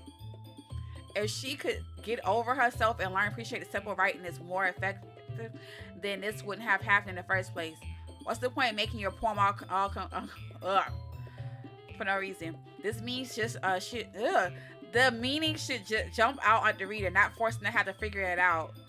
Help me explain that to her, Mimi. No, I'm not getting involved. Wait. There's a reason we have so many deep and expressive words in our language. It's the only way to conveyantly complex feelings and meaning that most effectively. Avoid them is not the unnecessarily limiting yourself. It's also a waste. Okay, I'm not getting involved in this. You understand, right, Mimi? No. Well, oh shit. Time to go outside. It's about that time to go home. How did I get dragged into this in the first place? It's not like I know anything about writing, but whomever I agree with, they'll probably think more highly of me. So of course I'm going with... Oh shoot. Can I... we're going to Yuri routes. Let's go ahead and do Yuri. Wait. What? Natsuki? Oh, you're right there. I liked your poem. See? Wait. That's not an excuse for you to be so mean. You shouldn't pick a fight just because someone's opinion is different. That's not what happened at all. Yuri wouldn't even take my poem seriously. I understand. Yuri, you're a seriously talented writer. It's no secret that I was impressed. Well, but here's the thing. No matter how simple or refined someone's writing style is, they're still putting feelings into it and it becomes something really personal. That's why Natsuki felt threatened when you said her poem was cute. I see. I didn't notice that. I'm sorry. But Natsuki, you took it way too far. Yuri means well, and if you just told her how you felt, then this wouldn't have happened in the first place. Are you kidding? That's exactly what I did. It was her that... Natsuki, I think that's enough. You both said some things that you didn't mean. Yuri apologized, so you should too. Natsuki clenches her fist, and nobody has taken her side. Oh snap, she's trapped, and at the point being defiant only because she can't handle the pressure. I end up even feeling bad for her. Sometimes when I'm hurt, it helps to take a walk and clear my head. Sorry, she doesn't need to. You know what? I'm going to do that. I'll spare me from having to look at all your faces right now. Damn. That warning, Natsuki snatches her own poem up from the desk and storms out. On her way out, she crumbles the poem with her hands and throws it in the trash. Natsuki, she really didn't need to do that. Y'all made her feel bad.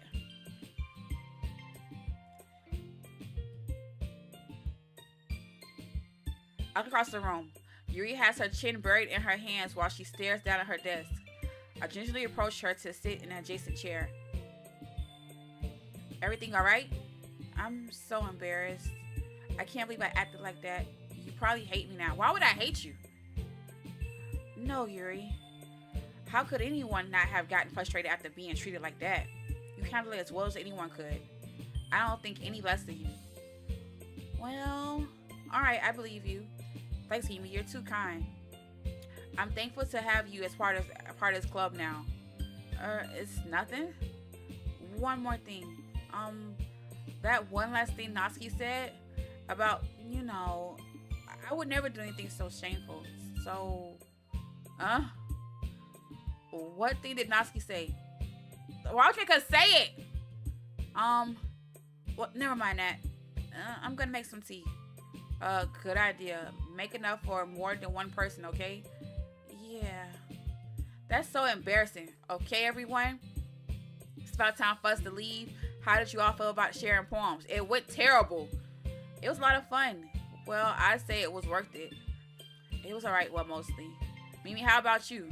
Yeah, I say the same. It was a neat thing to talk about with everyone. Awesome. In that case, we'll do the same thing tomorrow. No! Maybe you'll learn something from your friends, too. So your poems will turn out even better. I think to myself, I did learn a little more about the kinds of poems everyone likes. With any luck, that means I can do at least a better job pressing those I want to impress. I nodded myself with a newfound determination. Mimi, ready to walk home? Sure, let's go. You know what? It would have made more sense to pick her as our love interest because we walk home every day. I ain't think about that. Story beams at me. It truly has been a while since Sorry and I have spent this much time together. I can't really say I'm not enjoying it either. Sayori? About what happened earlier. What do you mean? You know, between Yuri and Natsuki. Does that kind of thing happen often? No. That's really the first time I've seen them fight like that.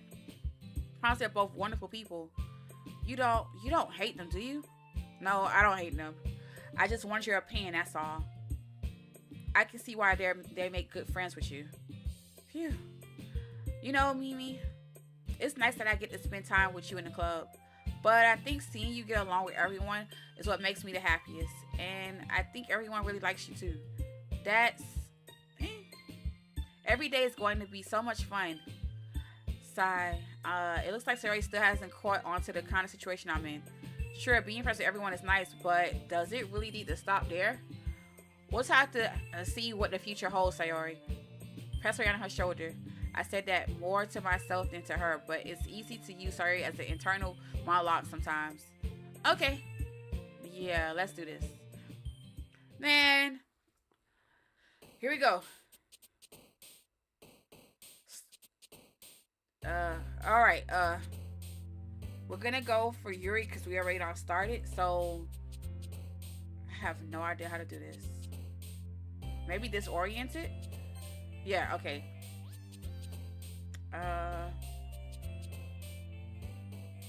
Maybe defeat? No, shit, wrong one. Okay, after image? Or I don't know if it's Wrath. I'm gonna go uncontrollable. Okay. Misfortune, maybe? No. Starscape? Okay. Unending?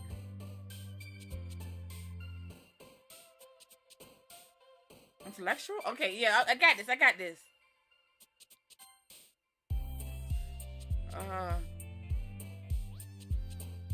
Analyze?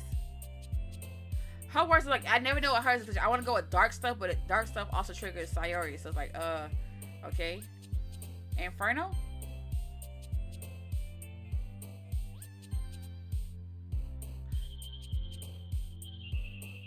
Explode?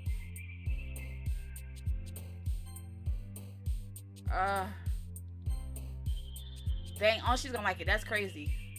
Graveyard? I don't know which one this could be.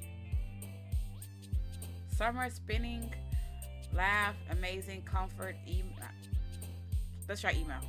Shit, okay. I don't think it's frightening. I think it's this one. Okay, bet. Eternity? Excuse me. Okay, time for another meeting. Hi, Mimi. Yo, sorry. Looks like you're in a good mood today. She's in a good mood every day. I'm just still not used to you being in the club, that's all. I see. It's a pretty simple thing to get you in good mood. But I guess it's always the simple things with you. Anyway. Speaking of which, I'm kind of hungry. Will you come with me to buy a snack? No thanks. Damn! Not even to go to a vending machine? That's not like you at all. I have my reasons. Why don't we take a look at your purse, Sayori? Huh? Why is that all of a sudden? No reason, really. I just wanted to look at it. She's a coin purse. She fumbles with the latch and gets it open. Then she turns it upside down and it contains constant spell on the desk. Only 2 small coins fall out. So she didn't have no money for food, so she tried to get me to go buy it. I knew it. I can see right through you, Sayori. That's not fair. How did you even know?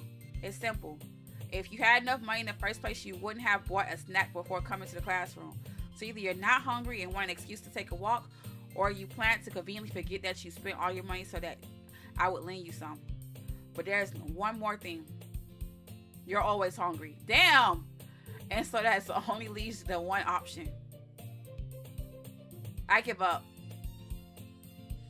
It makes me feel guilty. If you feel guilty, that means you deserve to feel guilty. Dang, that's not nice. Resetting giggles. I did notice that she was listening in. Princess in her book as always. I was listening or anything. I was just something in my book. Yuri, telling me to let me borrow some money.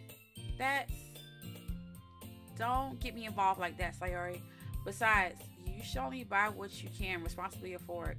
And frankly, after pulling on Shibia's little stunt like that, your suffering and is fair enough retribution. I didn't mean that. I got too absorbed in my book. I really like when you speak your mind, Yuri. It doesn't happen much, but it's fun side of you. That's no way you could think that. You were right though. I did something bad and now I have to accept my resolution. My revolution. Blah blah. Retribution. Exactly. I was like, that didn't make no sense. That. Still, coming from you, Sayori, I guess there's a little devil inside all of us, isn't there? Don't let her fool you. Sayori knows exactly what she's doing. I thought she told you guys she was bringing me to the club before she even told me. But you wouldn't have come out if it weren't for the cupcakes. So I had to trick Natsuki into making them. What? Come on, give me more credit than that, Sayori. Out of nowhere, something smacks Sayori in the face and tumbles onto the desk. Oh, shit. That's like I heard it. Oh. What was... a cookie? Shredded up a giant cookie wrapped in plastic. So he glances around. Is this a miracle? Is it because I paid my restitution? Retribution?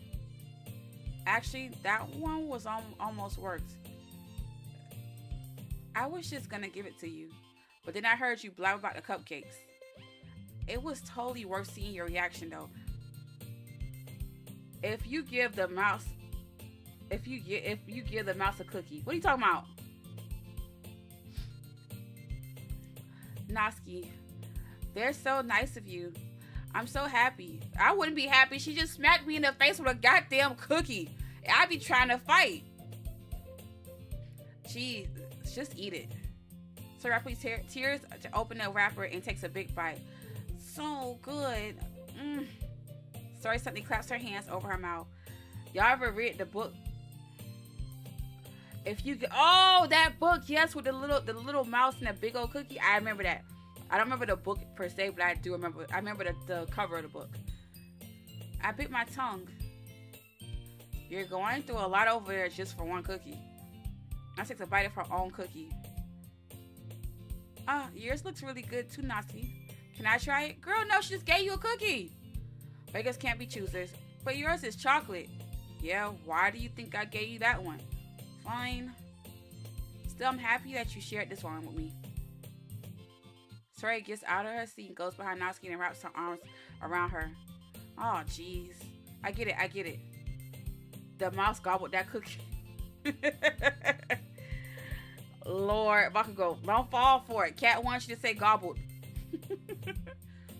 Cookie still in hand, Natsuki reaches up to nudge Sorry off to her. Sorry suddenly leans down, takes a bite of Natsuki's cookie. Did you eat her cookie? Hey, did you seriously just do that? Mouthful of Sorry throts away to safely. Yuri and I laugh as well. She's such a kid sometimes. Can you tell Sayori? Let's mess around. Monica isn't in the club room? Ugh. Swallowed up. Have you ever been? Wait. I gotta start cleaning this up so we can have it done. That's crazy. swallow. Bakugo, oh my god! You know what? Don't even worry about it. Both of y'all could just get thrown in the garbage. Cause what?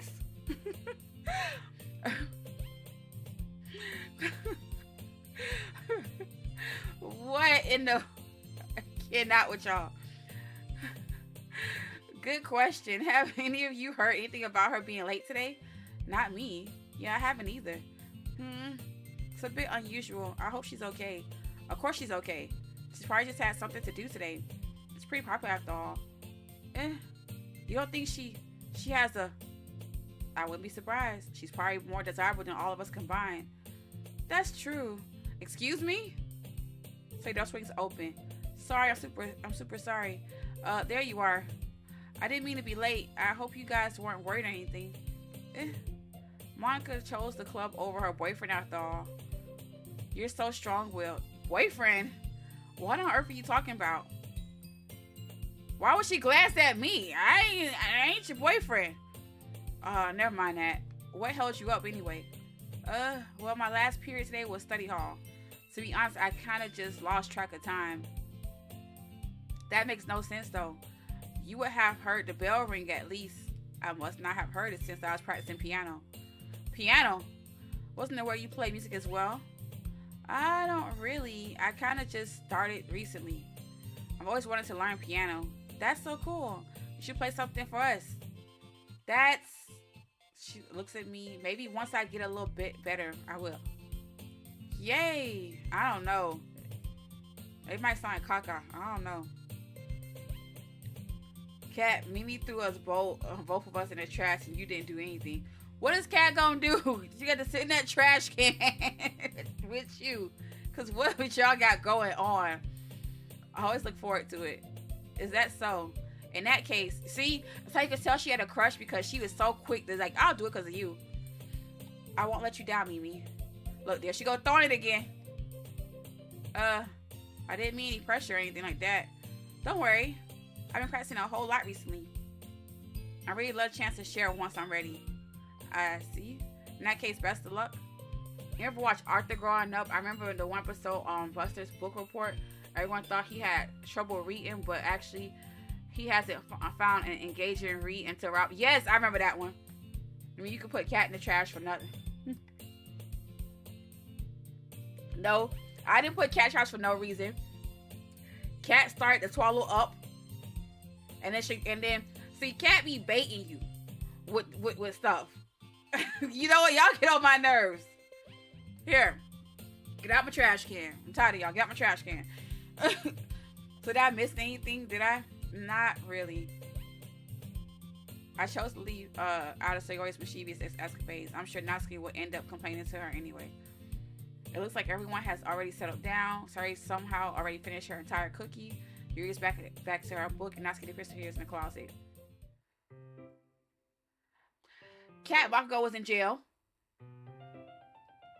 Hey Yuri. So that's Yuri's reading a different book from the one we've been reading together. Damn, she said, fuck your book. Sorry, I didn't mean to interrupt. No. I was kind of just waiting for you. Arthur had me a choke up growing up, lol. It was between the library card episode and Arthur's Christmas. I don't even remember the Arthur episodes, but I used to watch it like crazy. I used to be stuck on the Reading Rainbow. I used to remember the song by heart. All Cat said was, have you read the book called If You Give a Mouse a Cookie? Yeah, Cat baited you to say that mouse gobbled the cookie up and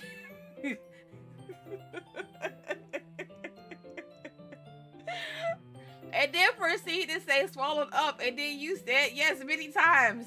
You both had to go to jail. I was kind of just waiting for you. As if that's the case. Why don't you go ahead and get started? Yes, let's. Actually, I have a request. What? Do you mind if I make some tea first? Oh, now you're having a date with tea? Not at all. Thanks very much.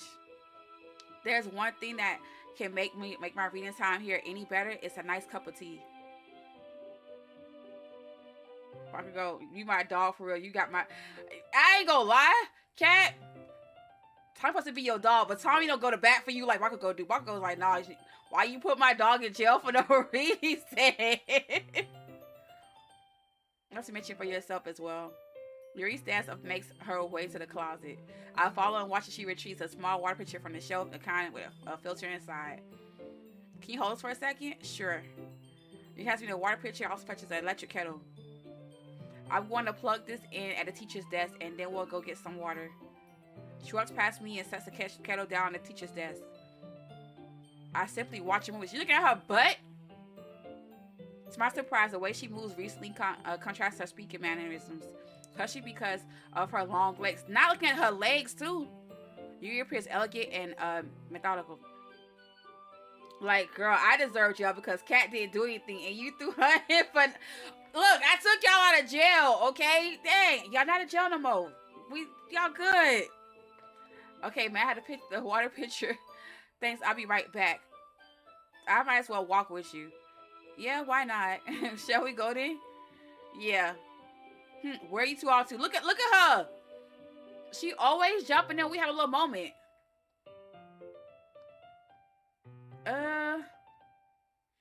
We're just... Yuri was going to make some tea, so I realized how weird it sounds to explain this to Monica. I mean, we not good. You threw my dog in. I'm gonna throw y'all back in jail. We're just filling the water pitcher. Okay. Sorry, I was just a bit curious. Yeah, you nosy. That's kind of a one-person job, isn't it? Girl, and if it's not, it's none of your business. That's... Monica, please mind your own business for once. Damn! Wait, hold up. Yuri told her to shut up. Or do you want me to tell me there's something wrong with helping involve Mimi in club activities? Oh, nah, throw me back in. Cat didn't do nothing. Parker goes. Oh, you know what, bro? I wish I had police sirens. I'd throw y'all both in jail. Drop the trash can. Go straight to jail. Y'all can do time together. My mouth gapes. Look, she threw it back again. I suppose there's nothing wrong with that. Then let's go, Mimi. Look at Yuri trying to defend her man. Okay, Yuri. What's how she suddenly puts her forehead against the wall. I spoke without thinking. How could I say something like that? Yuri? Something about the way she said that made me feel so irritated. You said quit throwing it back. Every time like she wrong us, so she want to get our attention, she throwing it back. I'm like, oh, we know the skirt is short, okay? We ain't trying to look. What's wrong with me? No, Yuri. I think you did the right thing. I was expecting it, but it's also not right for Monica to judge people like that. Mimi, how come even when I do something bad, you're being nice to me? See, Monica really want to be in the scene more. You see it. Like, she just making sure she always being seen, bro. Ugh. Because nothing that you do is as bad as you make it seem in your head. Nobody's perfect. We have emotions and we can always hide them. We can't always hide them anyway. But you're always amplifying things in your head. Your mind turns a light rain shower into a hurricane.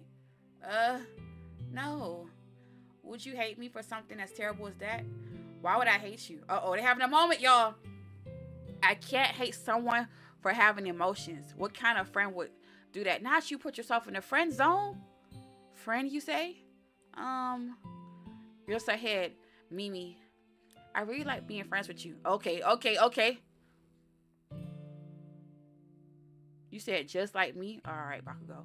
I didn't even read that. Get on my nerves. Thanks, Yuri. I like being friends with you too. Uh-oh. I feel kind of awkward saying something like that, but I'm doing my best to help Yuri feel better. Anyway, yeah. Shall we go? Yeah. Yuri and I walk to the nearest water fountain. Once we fill up the water pitcher, we return to the classroom.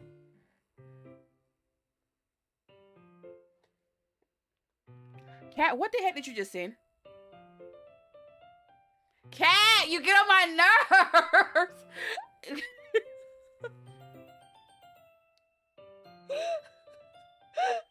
Y'all, I'm sitting here and I see my phone vibrate, and Cat went on Instagram and wrote peekaboo. Somebody go get Cat, bro, I swear. Bro, I hate it here sometimes. Shocking on my nerves. I mean, do you like oolong tea? Yeah. Anything is fine. Very well. Yuri sets the temperature on the kettle to 200 degrees. Now it's time to get the teapot. Y'all doing a lot for this tea. Just make the goddamn tea. You really do this properly, don't you? Of course. I shouldn't do any less when I'm making tea for others. Even if I'm not an expert on tea or anything. In that case, you'll only be even more impressed. Oh, she's trying to impress us. Yeah, peekaboo. Bakugo, you and Cat together? Y'all too much. Perhaps I will. He fetches a teapot and begins measuring the tea leaves. To my surprise, she even starts humming a little to herself. You must be in a good mood now. Is that so? I was letting it show. And you noticed? I was doing a bit of thinking, and I decided that I would try to express myself a little bit more. It turns out it's not very hard for me to do that. When it's you who's around anyway. Oh, look at that. That's great, Yuri. Just don't push yourself too much. You're always worrying about me, Mimi. It's very endearing. How long do you guys think? I give it a couple more sentences, and she'll pop in there like, what y'all doing? Because they've been going a little too ham on the flirting. Yuri was kidding. I don't even know if I can keep up with this. I watched Yuri pour a cup of tea for each of us. Mimi, I have another request. Do you mind if we sit on the floor today? Oh, we having a picnic too? Why's that? It's a little bit easier on my back. Okay, I guess. I can read with my back against the wall rather than bending over at my desk. Sorry, I didn't realize. No worries. Wait, she bent over. She trying to show her boobs? She trying to tell us? Like, what is going on? I'm confused. I have back pain fairly regularly, so I do my best to manage. What is she trying to say? Is that so? I wonder why that is. It's most likely because of my... Bro, what was she getting ready to say? Your posture, right? Always hunch over like that while reading? Yes. I have terrible reading posture, so that's why we should sit on the floor. Fair enough. I'll go ahead and get the book. I retrieved a book from my bag. I'll have some chocolate as well. It's a bag of small chocolate candies that I kept hitting from Sari's candy radar. I take it since it'll go well with the tea. Yuri and I sit against the wall, teacups at our side. As if in sync, we assume the same repositions as last time, each holding one half of the book. Except this time, our bodies are even close to each other. Uh-oh. She ain't gonna like that. I can't see too well. Yuri slides closer until our shoulders are touching. I'm supposed to focus on reading like this. Yuri's always kind of cute, but when she's being less apprehensive, it's almost more than I can handle. You're a teacup. Hey, introverted. Thank you for stopping by. Yuri hands me my teacup, holding it with my hand that's not holding a book. I end up in a position that makes it even harder to focus because now I need to worry about making sure I don't actually touch her chest. Why are we stuck on her chest? Meanwhile, Yuri hasn't noticed a single thing. She wears her intense reading expression. I can only presume the world around her has faded away. I use all of my willpower to focus on reading. After a few minutes, I managed to relax a little. Wish y'all the best time and easy digestion if you're snacking. Dang, I should have had some snacks. I'm starting to get hungry, y'all. Ooh, y'all, I got some freeze-dried Jolly Ranchers. If I can get it. Let me see. Being lazy is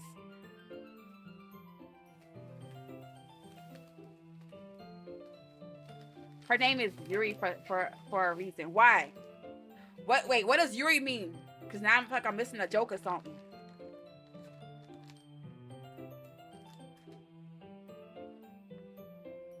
I need sugar, y'all.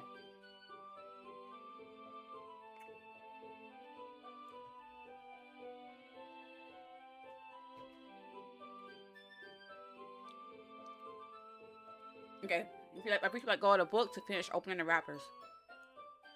You can have as much as you want. That's you just like a girl on girl love. What? Is that what that's called? Like from like the mangas and stuff? What? look, you don't got Tommy to come out of nowhere. Katie, you spotted Tommy. Like, that's okay. I won't take any. Are you sure? Well, if I touch it, then it might get smudged on the pages. You're right. I didn't even think about that. And yo, okay, I knew that one was a boy, but I didn't know it was one for. I didn't know Yuri was for a girl. Is it Yoi? I'm probably gonna say it wrong. That's crazy. Now, if I see Yuri now, I'm gonna be, y'all messed up my thought process now. I don't even think about that. My bad. No need to apologize. I'll hold the book anyway. Okay? Are you sure? Of course. Look how cute they are. She looks so like she's so what's nervous, blushing, whatever. This is what me and Boat was talking about earlier. Is that you talking about, Tommy? For real? I thought y'all was just being crazy. She holds it so that I don't have any harder of a time reading from it. But as a result, her left arm's practically resting on top of my leg. Well, in that case, Yuri is already totally focused on reading again. Introverted stopped in and probably left. I know, like, during the week, introvert always doing something. When I said W Yuri, oh, I thought... Tommy, I didn't get that. That's crazy. Now I think about it, like, out of all people, Tommy would catch that. Tommy would catch that. Out of all people, Tommy would catch that. Okay, lesson learned. I take a chocolate candy and pop it into my mouth. Then I take another chocolate and I hold it up to Yuri. She doesn't even look away from the book. Simply parts her lips. Wait, they feeding each other now at this point? But that means I can't stop here. Apparently, I placed the chocolate in her mouth so that Yuri closes her lips over it. Yuri's expression slightly breaks. Did I just... Yuri looks at me like she needs to confirm what just happened. Mimi? Sorry. I guess I shouldn't have done that. That's... Well... You were just helping. That's something that friends do, right? I mean, not really in this kind of context, but yeah. That's all it was. Yeah. Then, where is Monica? Monica should have made her debut. Like, girl, it's about time. Where is she? They get a little too close. You know she don't like that. You don't need to stop or anything. I see. The situation has gotten really tense. You tries to return the book, but I can tell just by her expressions that even she can't focus now. My heart is pounding. Let's take another chocolate between my fingers, but this time Yuri's eyes meets mine. You gonna feed her again? How did it even come to this? Yuri doesn't avert her gaze. I notice her chest rising and falling to the rhythm of her breath. I raise my arm, like before Yuri parts her lips, but it's different this time. Oh God, I take the chocolate, place it in her mouth. I feel her hot breath on my fingers. Okay, everyone! Hey! Yo! I was like, what's finna happen? Because if his fingers go on her mouth, I'm cutting this thing off. It's too much. It's getting a little hot and steamy. And then here come Monica. She said, yep, wrap this shit up. It's time to end this. Because what the fuck I got going on? Meanwhile, Monica is just eyeballing you across the room as you building a relationship with other club members. Okay, everyone. The music had cut off and everything's happening. It's like, yep, shut this shit off. This is not happening. Yuri jokes back. It's time to share poems. Mimi, you can help Yuri put away the tea stuff, right? Yeah, of course. Okay, thanks. The spell is abruptly broken. I'll take care of the cups. Yeah. Yuri picks up the teacups from the floor. I pick up the bag of chocolates, and at the end we hastily clean up without so much as a word between us. I get the feeling that this is something neither of us will have the courage to bring up. Who should I show our poem to first? Come on, let's go show Yuri. Let's go ahead and keep this hot, steamy mess going on. Let's see what you're written for today. Your sister the poem with a surprise expression on her face. Do you like it? Mimi, this one might be even better than yesterday. How did you even pick up on it so quickly? Just yesterday, I was telling you the kind of technique worth practicing. Maybe that's why. You did a good job explaining. Oh, look at them. They're so extra. I really wanted to try giving them more imagery. Ugh. Yuri visibly swallows. Even her hands appear sweaty. I'm not used to this. Bet Monica is pissed there's no route with her written in this game. You could tell that they didn't want her being a love interest because when you did the poems, you only saw 3 people. You didn't see 4. Used to what? I don't know. It's fine. Take your time. Yuri breathes and collects her thoughts. I know that Yuri likes to think before she speaks, so I offer that patience to her.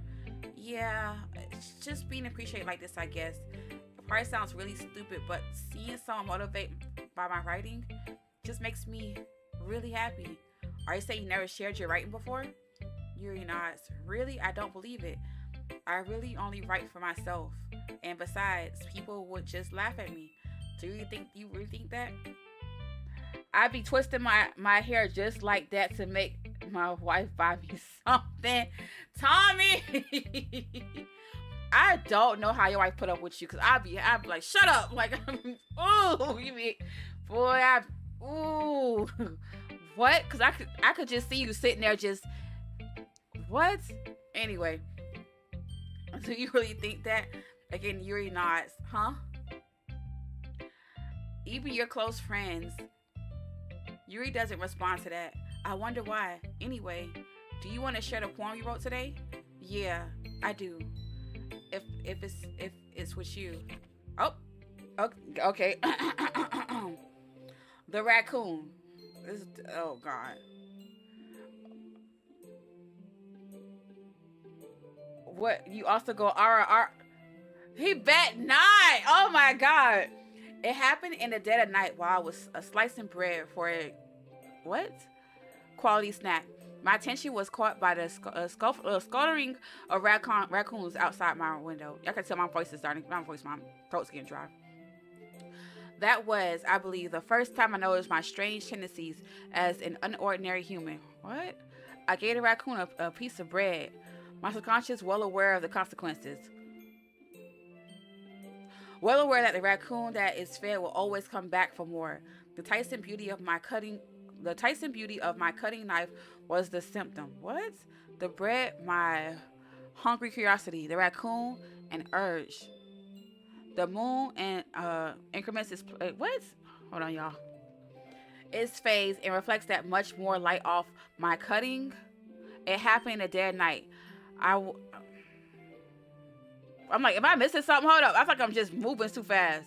Okay, cutting knife. All right. Ugh. The very same night that glistens in the eyes of a raccoon friend, I slice the bread fresh and soft. The raccoon becomes excited. If she ended up killing this raccoon to end this poem, we might have cut her off. Or perhaps I'm merely projecting my emotions onto the newly satisfied animal. The raccoon is taken to following me. You could say that we're gotten quite used to each other. The raccoon becomes hungry more and more frequently, so my bread is always handy. Every time I brandish my cutting knife, the raccoon shows me its excitement. A rush of blood, classic Pavlovian conditioning. I slice the bread and I feed myself again. Huh? I don't get it. I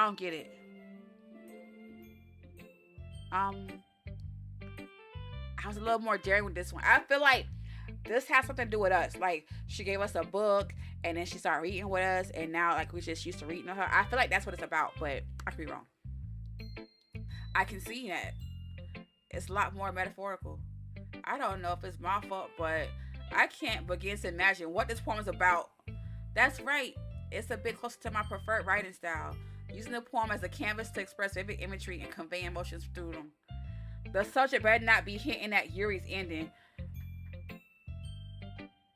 If she sat up there and died by a raccoon, we got some talking to do. Cause what? Yeah, if I take it at face value, then I can't even figure out what it's supposed to mean. Well, I think it's something that different people can relate to in their own ways. I want to express the way it feels for me to indulge in my more unusual hobbies. It's those sorts of things I'm usually forced to keep to myself. So I sometimes enjoy writing about them. Why do you keep them to yourself? Because they're embarrassing. I know you wasn't, Katie. But I'm just saying, if by some chance she died by a raccoon, that would be crazy. And people would make fun of me. Don't you have anything like that, Mimi? Well, yeah, I guess I do. I feel like everyone has a little something like that. The best we can do is respect each other and our individualities, even if it's difficult sometimes and something makes us uncomfortable. After all, if I hadn't learned to embrace my own weirdness, I would probably hate myself. I might be ranting a little bit now, but I'm glad that you're a good listener. You're good at a lot of things: writing, listening, yeah, almost kissing, because that's what y'all was getting ready to do. Y'all was nasty over there in that corner. Katie, I wasn't in I was in the kitchen, came back. I just saw your comment about Tommy going to Bro, could you imagine him standing there like in the doorway of the kitchen, twirling his hair and saying, I'm done. There really aren't many people like you, Mimi. That's exaggerating a bit. It's just how I feel. I never thought I would feel so comfortable sharing my writing, but now I almost feel like I look forward to it. It's just a really nice feeling, and you're to thank for that. It's nothing really. Yuri smiled sincerely at me. For a moment, that her timidness seems to disappear. I ain't gonna lie, I'm tired of y'all seeing my poems. How do I get this to save? I guess I can't. I'm not showing Monica to the very end. I'm tired of her.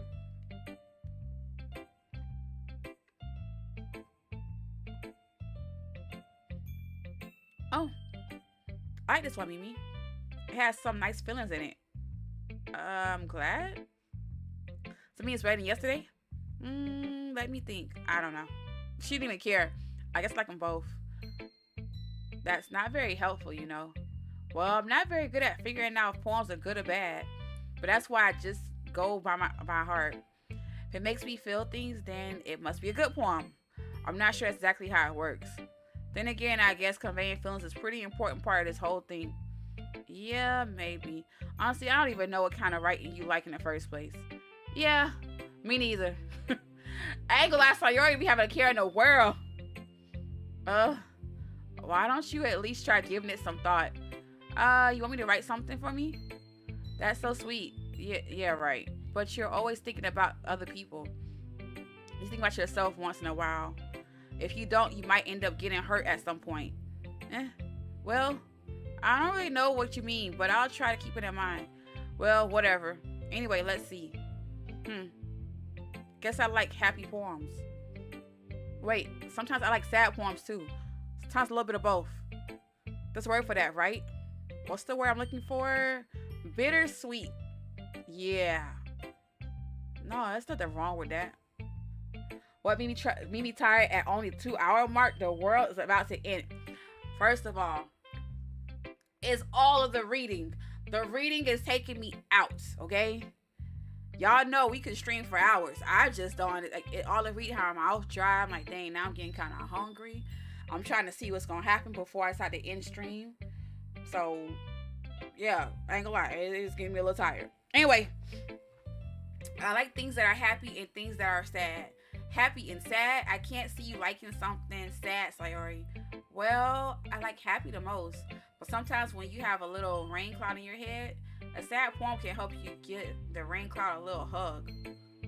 I don't think that's how that works. If you're sad, then having a sad poem makes you more sad. It make a nice happy rainbow. Sorry, that's unexpectedly poetic. It is? Maybe I'm getting better expressing my feelings after all. Thanks, Mimi. I should go write that down then. You can read my poem on now, okay? Here we go. Bottles. I pop off my scab like the lid of a cookie jar. Oh, I'm about to throw up. It's the secret place where I keep all my dreams. Little balls of sunshine all rubbing together like a bundle of kittens. I reach inside with my thumb and forefinger and pluck one out. I'm about to throw up.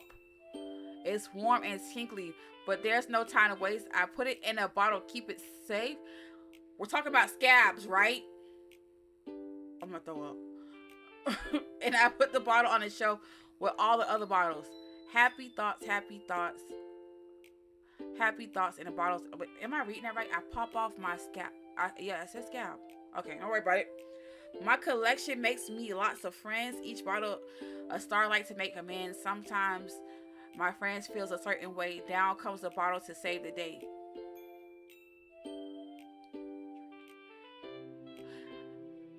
Okay, first you talk about I pop my scab off like the lid of a cookie jar, right? It's a secret place where I keep all my dreams. Little balls of sunshine all rubbing together in a bundle of kittens. I reach inside with my thumb and okay, I don't know. You know what?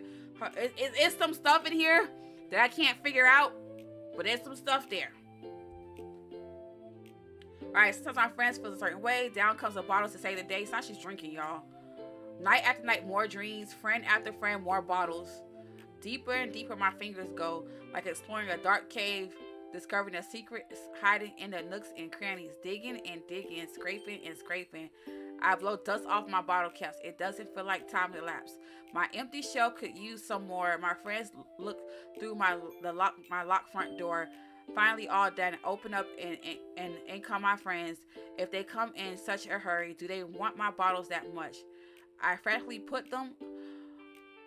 them from the shelf, one after the other, holding them out to each and every friend, each and every bottle. But every time I let one go, it shatters against the tile beneath my feet. What? Happy thoughts, happy thoughts, happy thoughts, and shards all over the floor.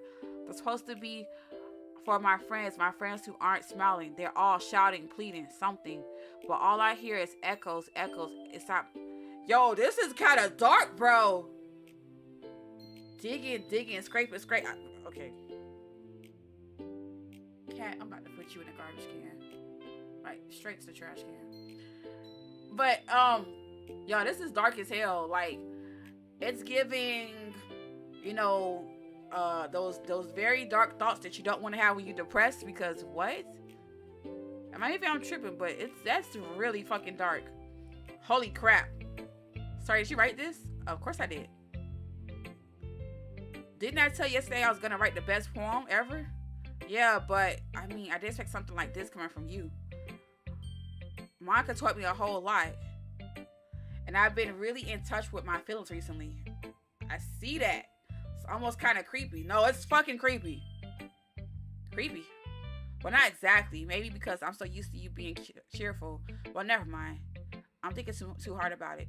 The point is, it came out good, so you should be proud of it. Oh, thanks. I feel like I was meant to express myself this way. It even helps me understand my own feelings a little bit better.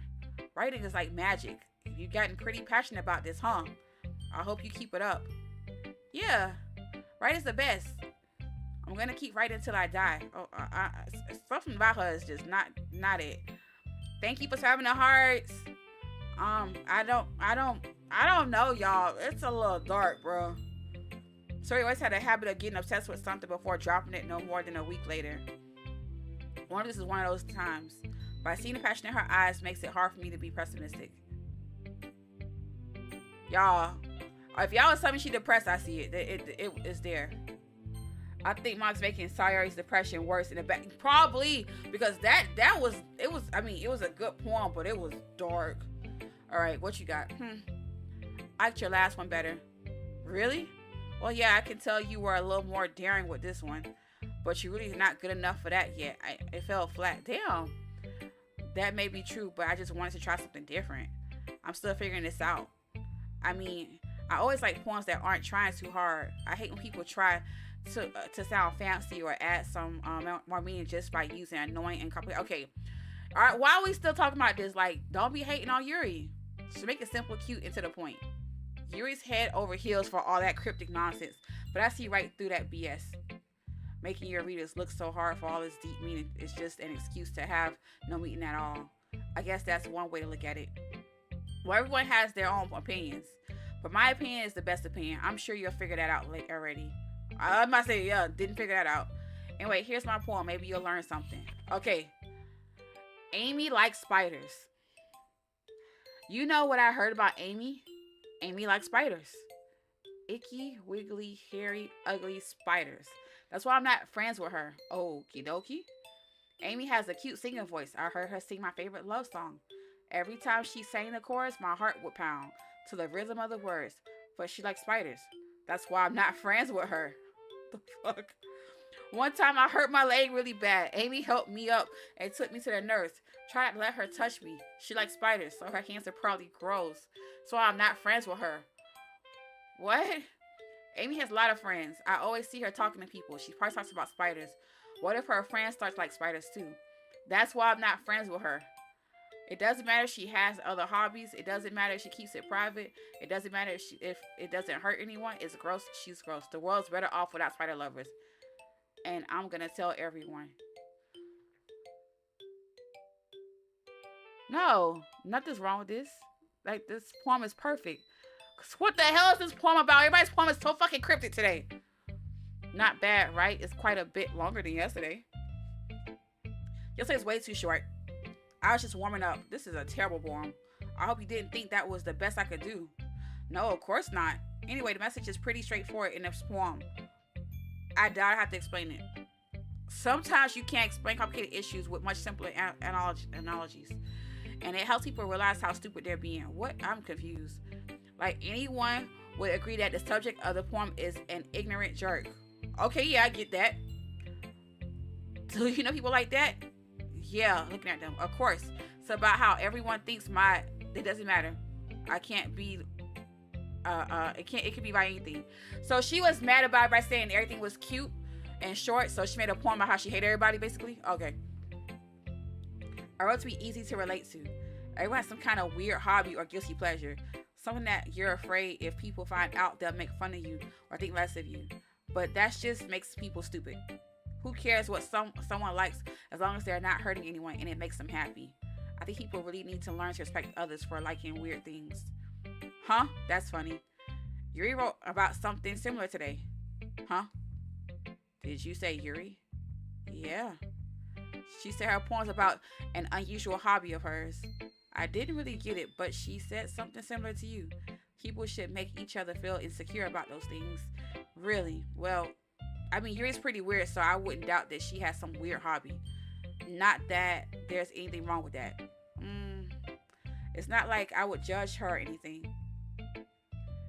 See, Natsuki is telling us to not be a moody goth. I kind of like the moody goth. I guess I should try not to be so mean to her. She feels insecure about her weird behaviors and stuff.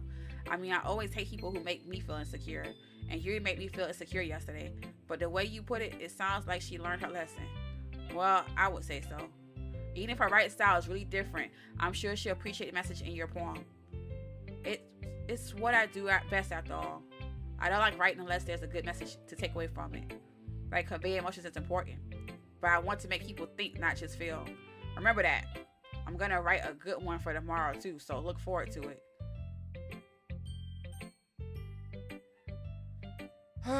Okay, Monica, what you want? Hi again, Mimi. How's the writing going? Alright, I guess. I take that. As long as it's not going bad, I'm happy that you're applying pressure. Applying pressure, applying yourself. Sorry for applying yourself. Maybe soon you'll come up with a masterpiece. Dang, like you didn't even read my poem knocking already. I wouldn't count on that. You never know. Want to share what you wrote for today? Sure, here you go. I gave my poem to Monica. Alright. This one's good.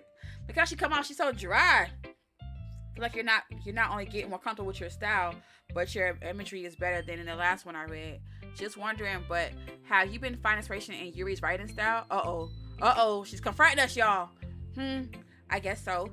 You can't deny that she's talented. Yeah, totally. I think her poems are the most romantic. That's the best way to describe it. She's like a totally different person when she picks up a pen. I noticed that too. Or when she talks about the literature, it's like a light turns on inside her. Sadly, it's hard to get much personal conversation out of her. Trust me, I've tried. Who knows what goes on in that head of hers? I hope you don't mean that in a bad way, right? No, of course not. I just meant that I wish she didn't keep so much to herself. But still, defending her like that? Look, there she go popping it. You must be pretty into her. You completely misunderstood. Calm down, I'm kidding. Besides, I'm pretty sure she's already got a boyfriend. Look at her trying to like make us not want her. Wait, really? Yeah, fictional one anyway. Damn. It's just a hunch that she go popping again. But, well, There's not really anything wrong with that. Oh, well, I know. I was just saying. But anyway, you want to read my poem now? Not really. I like the way this one turned out, so I hope you do too. All right, let's take a look. Save me. Oh, Lord. The colors, they won't stop. Bright, beautiful colors. Flashing, expanding, piercing, red, green, blue, and endless. Yep, can't pronounce that wrong. Of meaningless noise. The noise, it won't stop. Violent, graining, waveforms, squeaking. Her cue like is a weird cue. I've never seen a cue done like that. Screeching, piercing, sine, cosine, tangent, like playing a chalkboard on a turntable, like playing a vinyl on a pizza crust. An endless poem of meaningless. Everybody's freaking poem has been load me. What is going on with these poems? Like, they're so cryptic. It's even more abstract than your last one, huh? Uh-huh. I guess it's just the way I write. I'm sorry if you don't like it. Wonka sounds like she's aware of what she is. Like, I don't know. Like, she just sounds like she dark as hell. And like I don't know. To save me and then it says load me. Like, is that cryptic for save the game and then load it again? Like, is that what it's saying? I never said that. It's just the kind of thing I've never really seen before, I guess. I kind of like playing with my space on a paper. Choosing word and how to space your words can totally change the mood of the poem. It's almost like magic. The way I wrote the lines really short makes it feel like they're trying to speak over the noise. I see. It's still hard for me to tell what it's about though. Sometimes asking what a poem's about isn't the right question. What? A poem can be abstract as a physical expression of feelings or a conversation with the reader. So putting it that way, not every poem is about something. Anyway, here, Monica's writing tip of the day. Oh, Lord. Sometimes you'll find yourself facing a difficult decision. When that happens, don't forget to save your game.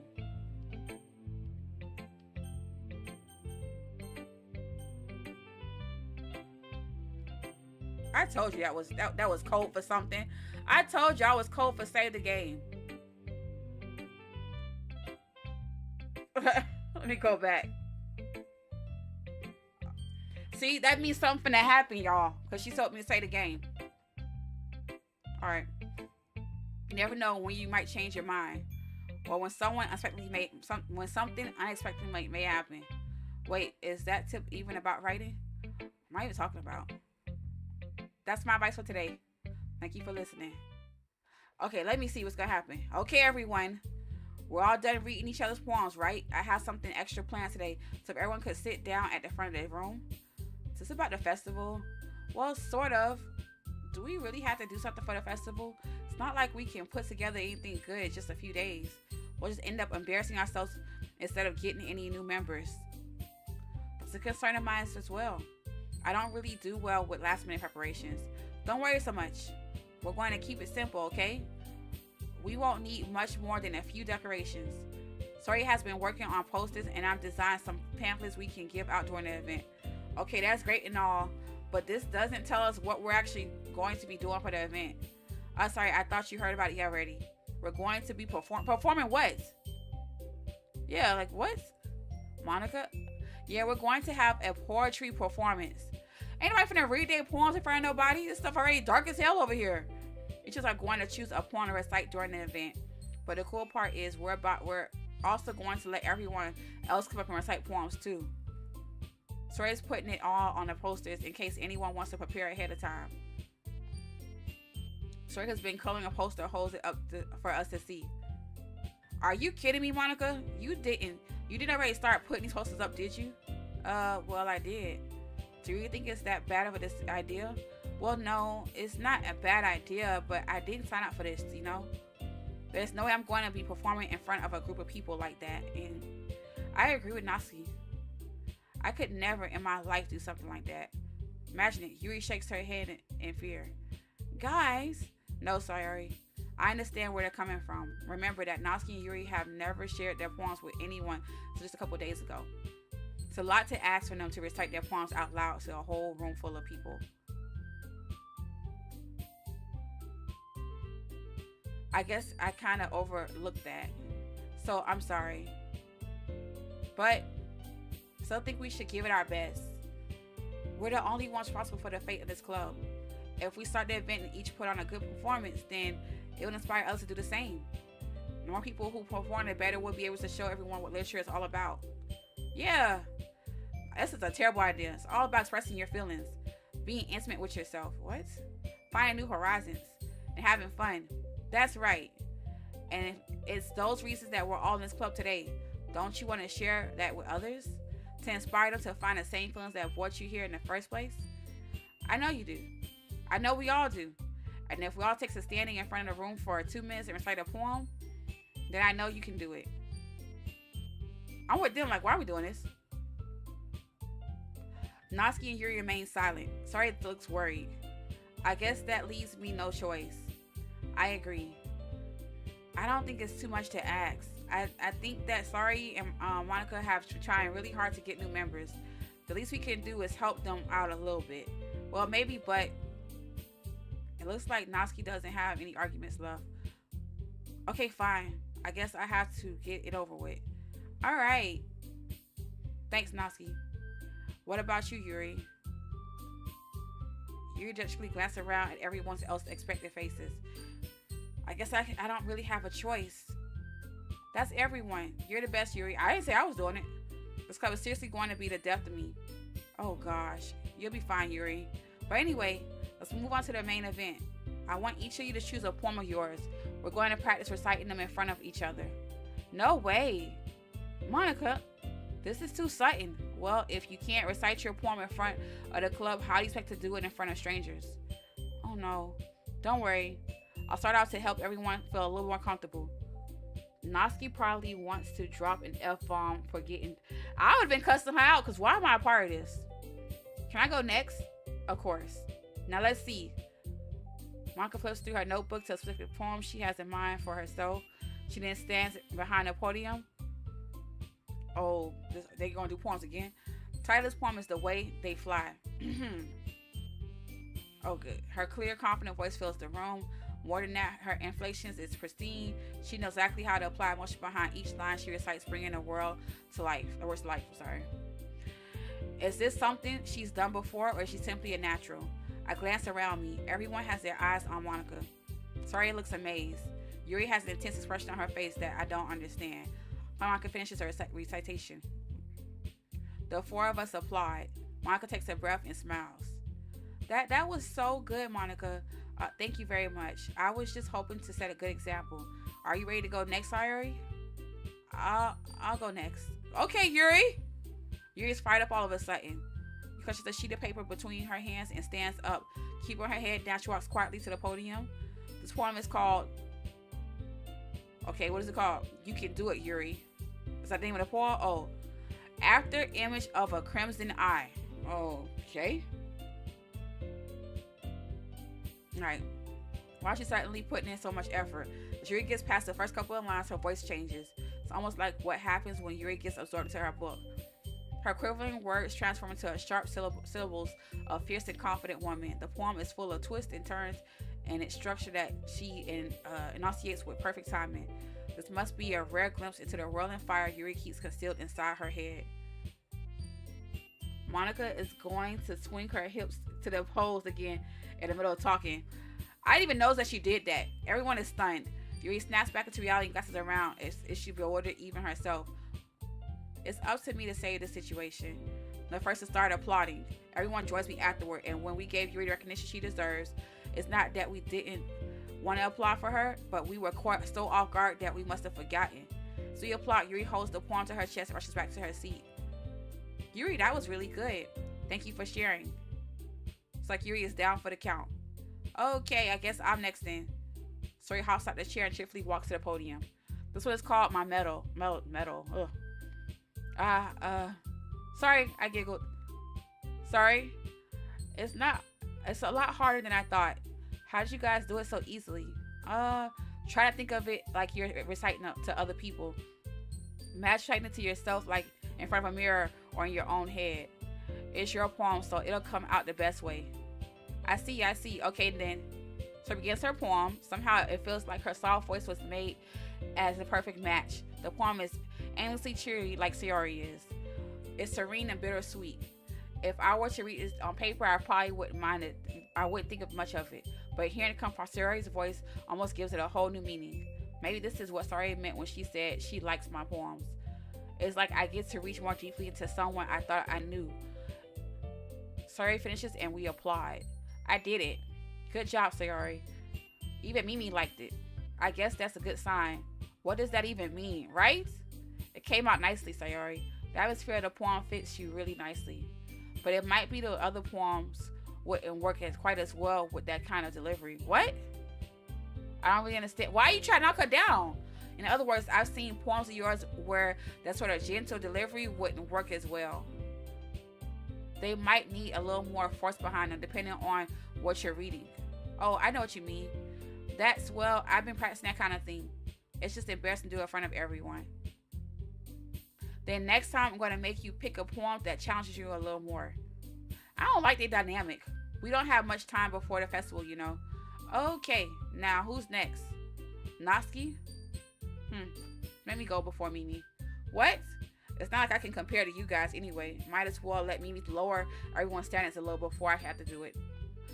Why am I always getting knocked? Natsuki, it's fine, it's fine. I might as well get it over with. But it's not like I have much of a selection of what to read. I'll just have to go with what I wrote for today. Stand up and step in front of the podium. Everyone has their eyes on me, making me feel terribly awkward. I recite my poem. Since I'm not exactly confident in my own writing, it's hard to put energy into it. Despite that, once I finish, I receive applause anyway. Sorry, I'm not really as good as everyone else. Don't worry about it so much. I think it's less about your abilities and more about your lack of confidence in your writing. I feel like she keep knocking us down. I don't like that. There's something that I'll improve over time, though. Yeah, maybe. All right, then. That just leaves you, Natsuki. Yeah, I'm going. The poem is called, why are you all looking at me? Because you're presenting. Anyway, the poem is called Jump. Now, what a weird title. She starts reciting the poem. Her sour attitude disappears a little. While she's still a little uneasy, her poem has a rhythm and rhyme to it. It's Natsuki's trademark style, and it works surprisingly well when spoken out loud. The words feel like they bounce up and down as if it's giving life to the poem. Natsuki finishes and everyone applauds. She hops back to her seat. That wasn't so bad, was it? Easy for you to say. You better not make me do that again. Well, you got the whole festival to do. Do you at least feel prepared enough to recite the poem in front of other people? I mean, doing it in front of other people would be easier. I can put on whatever face I want for other people, but when it's just my friends, it's just embarrassing. That's a surprise, Natsuki. I think it would be the other way around for me. Well, that's just how it is, so, well, I guess in that case, you won't have much to worry about for the festival. That said, I want to thank everyone for coming through. It might be hard, but I hope that you all have an idea of what it's like now. Make sure you pick a poem and get enough practice before the festival, okay? Making pamphlets, so let me know ahead of time what you'll be reciting. Jeez. Should probably find some other poem to recite instead. That's fine too. It doesn't have to be your own words. I'm already pleasantly surprised that you're putting in all the effort for the club. Look, there she go popping it again. Makes me really happy. Yeah, no problem. Okay, everyone. I think that's about it for today. Another festival's coming up, but let's try to write poems for tomorrow as well. Damn, I'm tired of these goddamn poems. They're working out really nicely so far, so I like to continue that. As for the festival, we'll finish planning tomorrow, and then we'll have the weekend to prepare. Monday's a big day.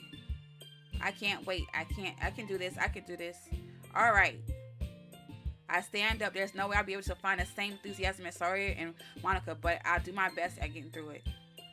If it's for the sake of the club. He's really getting passionate about this club now and impressing Monica. We impressing Monica now? Then I have to do my best. Ready to go, Sayori? Yep.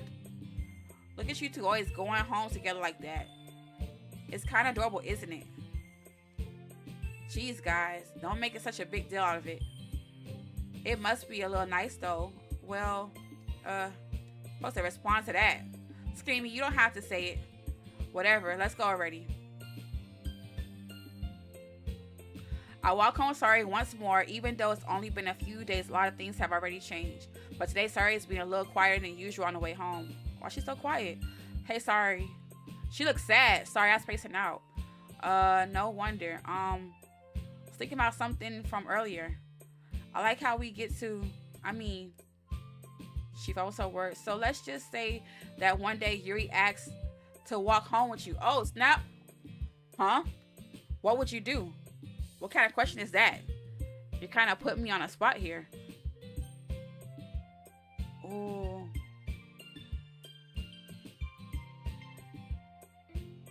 Happy I saved. I'm gonna say, let me save it just in case.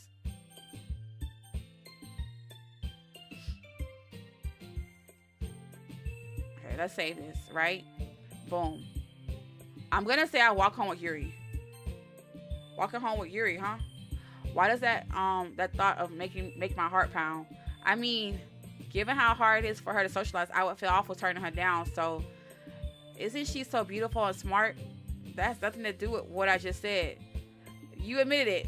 Jeez, that's not even any point speculating something that's never going to happen. Well, maybe, but I just like to think about it. It's not long before you won't need me anymore, you know? Oh, she's so sad. Need you? Sayori, I can't figure out how you're seeing things in your head right now. Sorry. Everyone is different. Nobody in the club is a replacement for you. If you say so. Conversation trails off and I'm left feeling awkward. But it was kind of her fault for trapping me in such a weird question. I can't just lie to her. But if there's something that makes her happy, I would hate to take that away from her. Maybe I said it wrong. That's why I said there's no point in speculating. Then again, the festival is only a few days away. Who knows what will happen in that time? All right, y'all. I'm gonna stop here. We can continue tomorrow if you guys want, or we can do thank God you're here. This was no, I'm sorry, thank goodness you're here. It's like a funny little like short game, so we could probably do that tomorrow. But for right now, my mouth is super dry. I can't do it no more. I'm gonna take a break, but we're definitely gonna finish this. I do want to see what's gonna happen. But anyway, y'all, I'm gonna go ahead and say good night. I appreciate you all for coming. If you're new here, go ahead and hit that subscribe button so you know what I'm playing and when I'm gonna play it. And for all of my lovely Lotus squad, I love you guys so much. I will see y'all tomorrow. Bye.